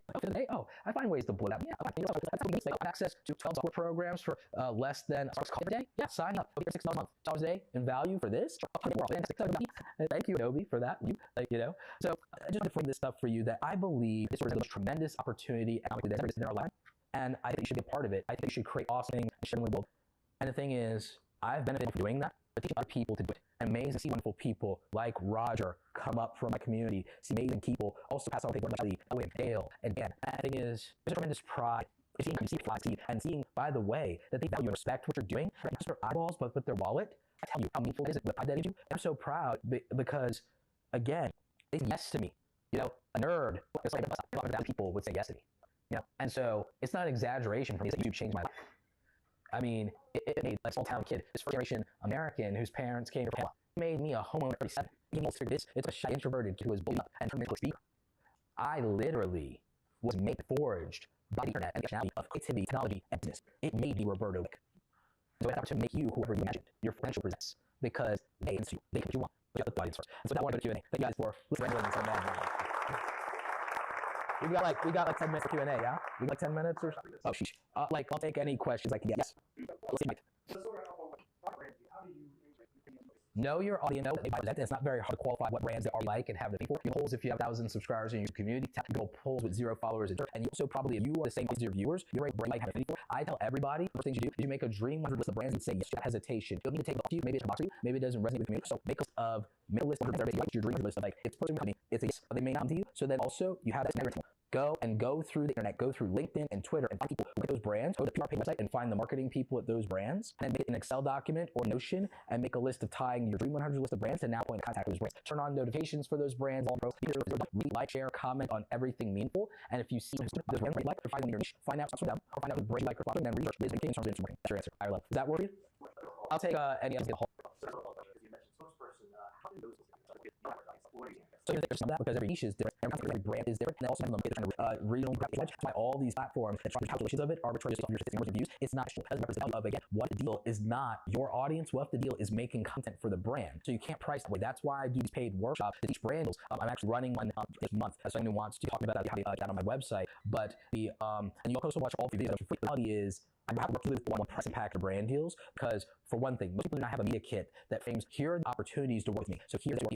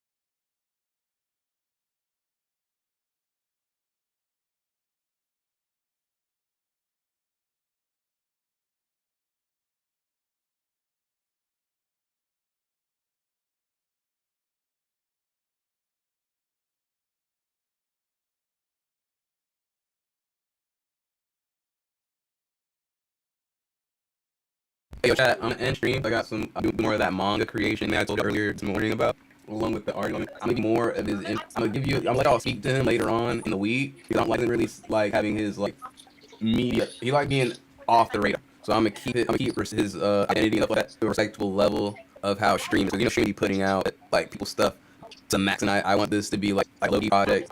So I'm gonna keep that. I'm in stream, and I'm gonna stream up later on tonight when I'm done doing some of my stuff. Later. Love y'all. Make sure to get in the sun and listen. Remember, we don't say bless because we don't tell people to be blessed. We tell them to be bliss. And with that, I'm out. It's my nigga Bliss.